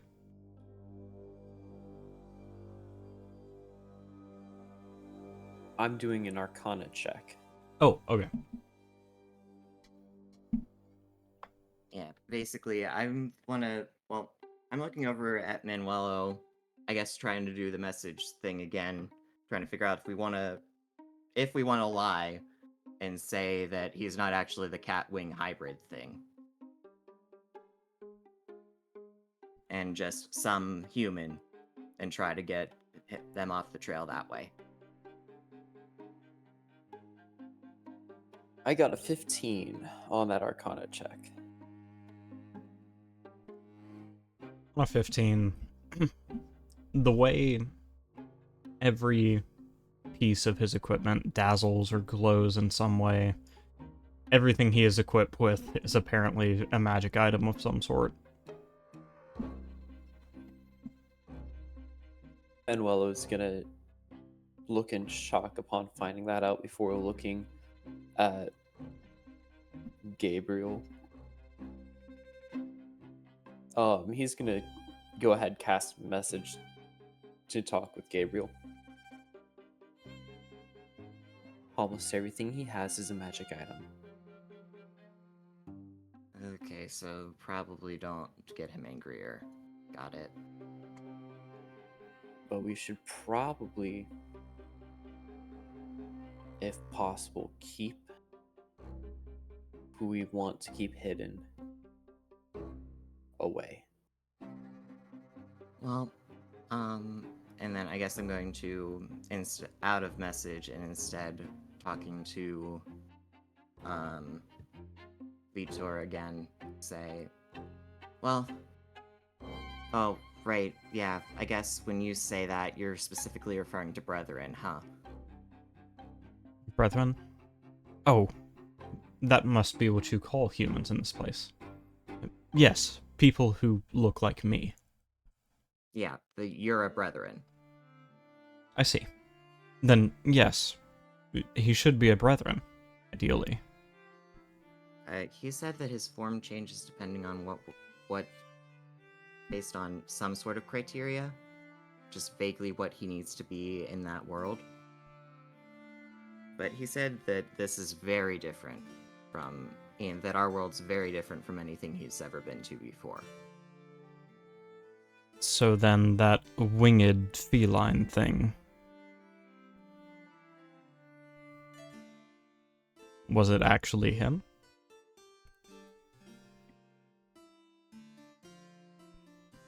That's the person we know as Capper. I see. He shakes his head and says, "No matter. All details we can sort out later." Now, can you explain how you intend to deal with this debt situation? Well, it's very simple. I'm going to figure out why I can't contact Nanulok anymore. And for Capper's sake, I hope I'm satisfied with his answer.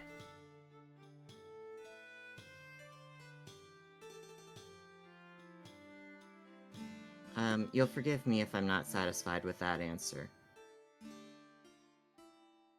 No, you wound me, Gabriel.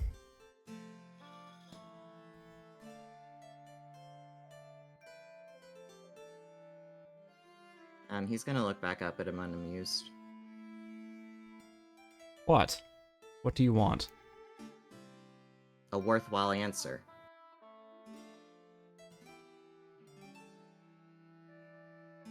We had a deal.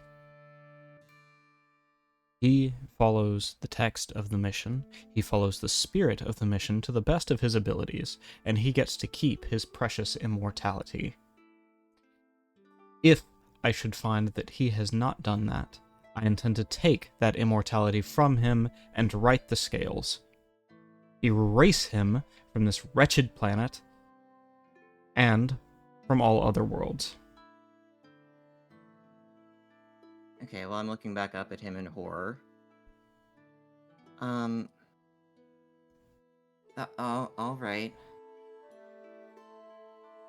Well, can't say I know any details other than that the mission went horribly wrong.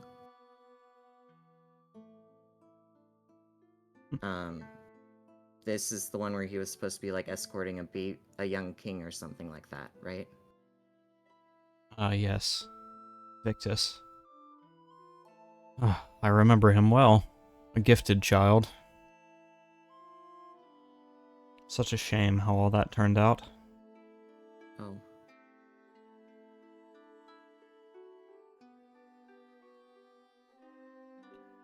Well. Listen, I'm... Whatever the case may be, I'm aware that there is some great calamity affecting your world as well. That's why we were brought... Well, why he was brought here. So, what is it? What is the great threat to your world as you know it?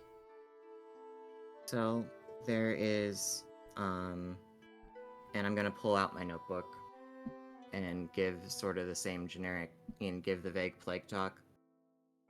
So, there are these flowers that grow in the wild and can grow on people as well. They're these yellow flowers that produce spores, and if you get the spores on you or breathe them in or something like that, then you officially become infected.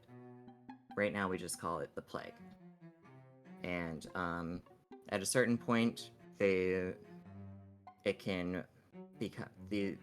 produce pustules that can eventually burst and release more spores, but there is sort of an end point.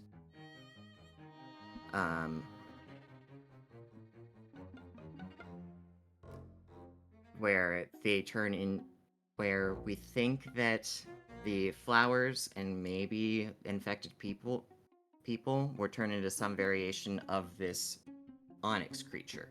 And then I'm flipping over to the sketch of the onyx monster I made. We saw a mutated dragonborn that was reanimated from the dead. They looked similar to this, but more like a dragonborn. And far more dangerous, that infected one of our friends. We've been able to stave off her infection a bit, but we're trying to figure out what in the world caused this thing and what we can do about it. And what in the world the source of this is and how we can cure and treat it.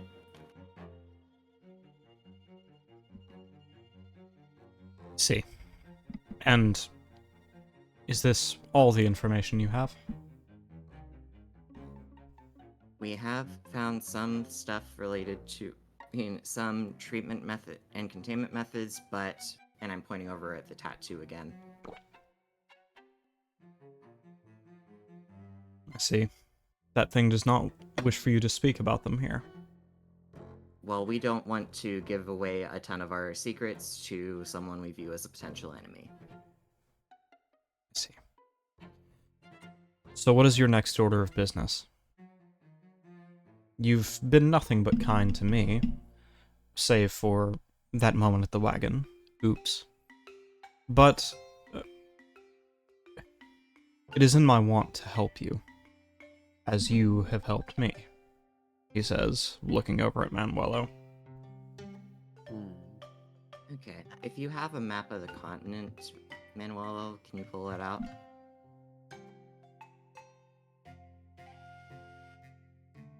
Are you sure? Well, I mean, I can point at a map rather than say a place. Actually, nah. So we have a lead that we're trying to investigate, but we are traveling in that direction right now. I see. And this rolling town of yours, is this normal in this world? Well, I mean, this is the only place like this. But it's a famous location. Well, that's a strange thought. A famous location that is in no set place. I'll have to write that one down. Sorry, I'm getting off track. So, where then, he said, looking at the map, where are you headed? I'm gonna point up towards the mountains in Batian. That Alright. direction.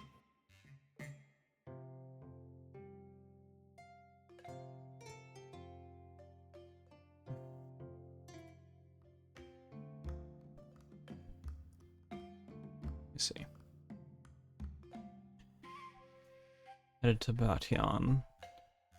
And we are Well, where? if he did start saying that out, well, actually, no, these guys are tracking our location anyway, so it's not as if that can be helpful to hide information to hide, so I won't bother trying to garble that. As for where we are right now, I'm gonna rely on Manuelo for that. Because I've completely lost track.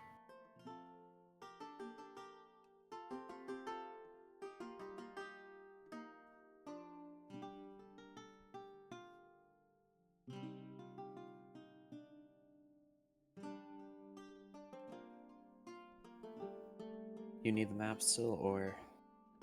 Well, he's holding up the map asking where we are. Oh boy. Manuel is going to point exactly where we are. Okay. Do you, as player talk here, do you guys have a copy of the map?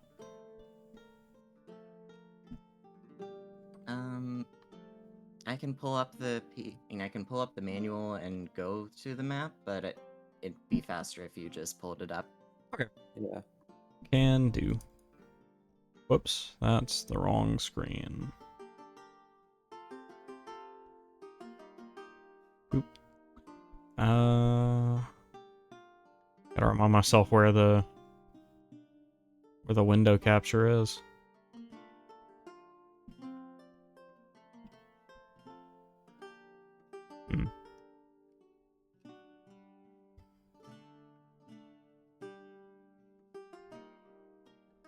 Alright, fine. We'll just add a window capture to this screen then. Sorry. Technical difficulties. Unprepared DM.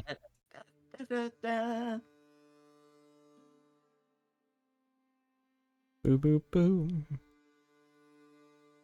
Boo doo doo doo. Uh-oh. What's wrong? Doesn't appear to be working. Yeah, this is a quite large image. I can see why this wouldn't be working. Well.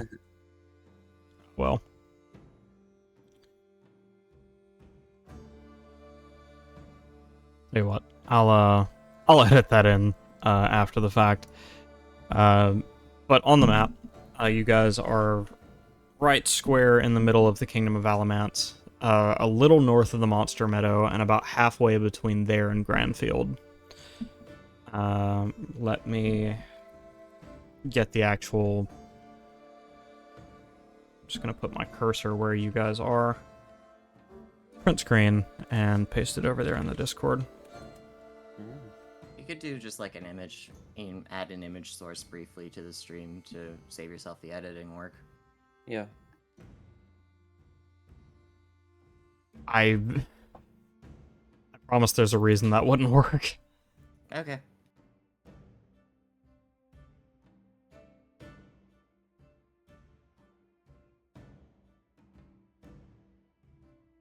It would take a while to it would take a while to shrink the thing down to where you guys can see the indicator of where you are. Yeah. The red dot on the map I just posted in chat. I'll edit that in later. Okay.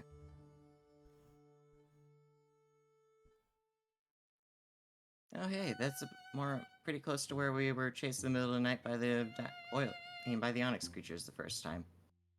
That's right.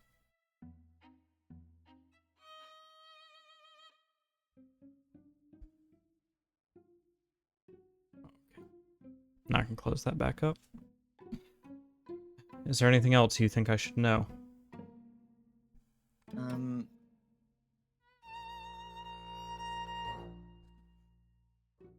Well, right now, I don't necessarily think so. Right now, all we really have is the lead that we're chasing in that direction, and the stuff that we can't really talk about while Orion's listening in.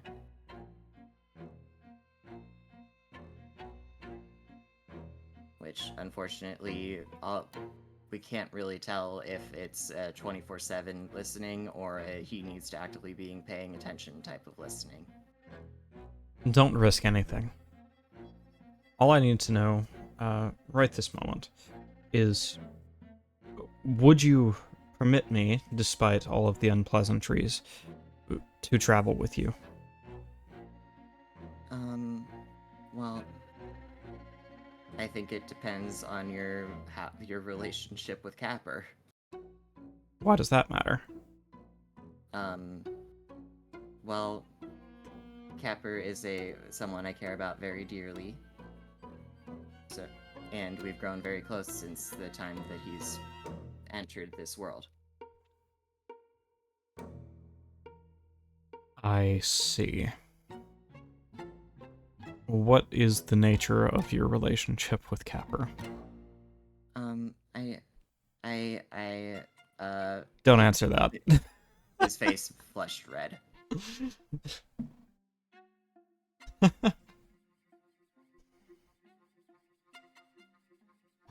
Gross, gross, gross, gross. He says, shaking his hands out. Manuel was just gonna say,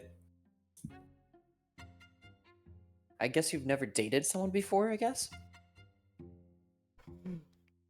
No, I've never met someone who saw fit to date a house cat. He's not a house cat right now. That's the thing. He said he shared a consciousness with a separate being that was a house cat. Yes, and are you going to love that cat the same as you did your human hubby? We'll figure that part out. I'm assuming that I die before he does. We'll figure that part out later. Fine. Then, let us take the most expedient approach and determine what my relationship is with Capper, post-haste, that we may see if I can help you with your calamity.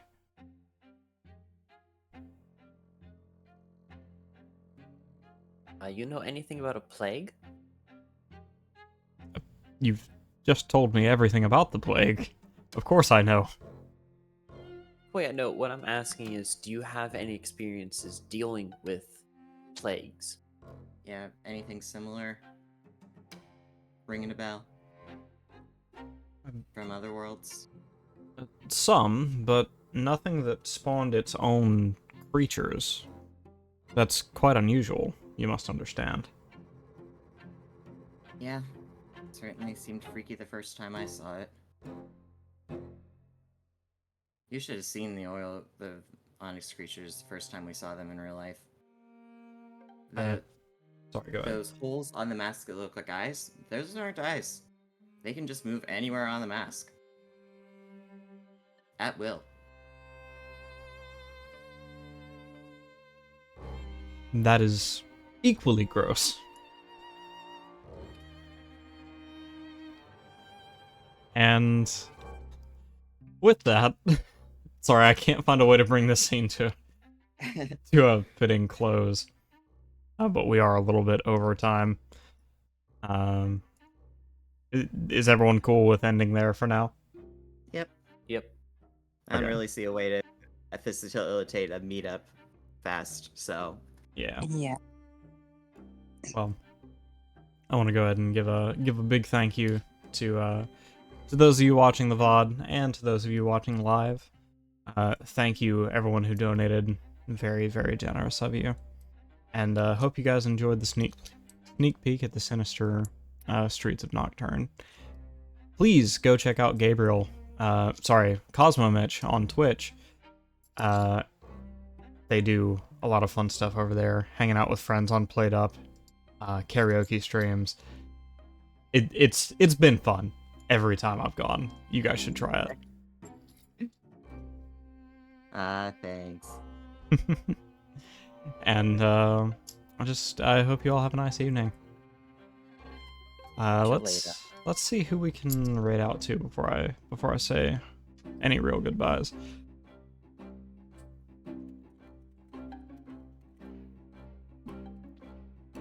Well, we could go say bye for the recording. Oh, that's true. Bye recording.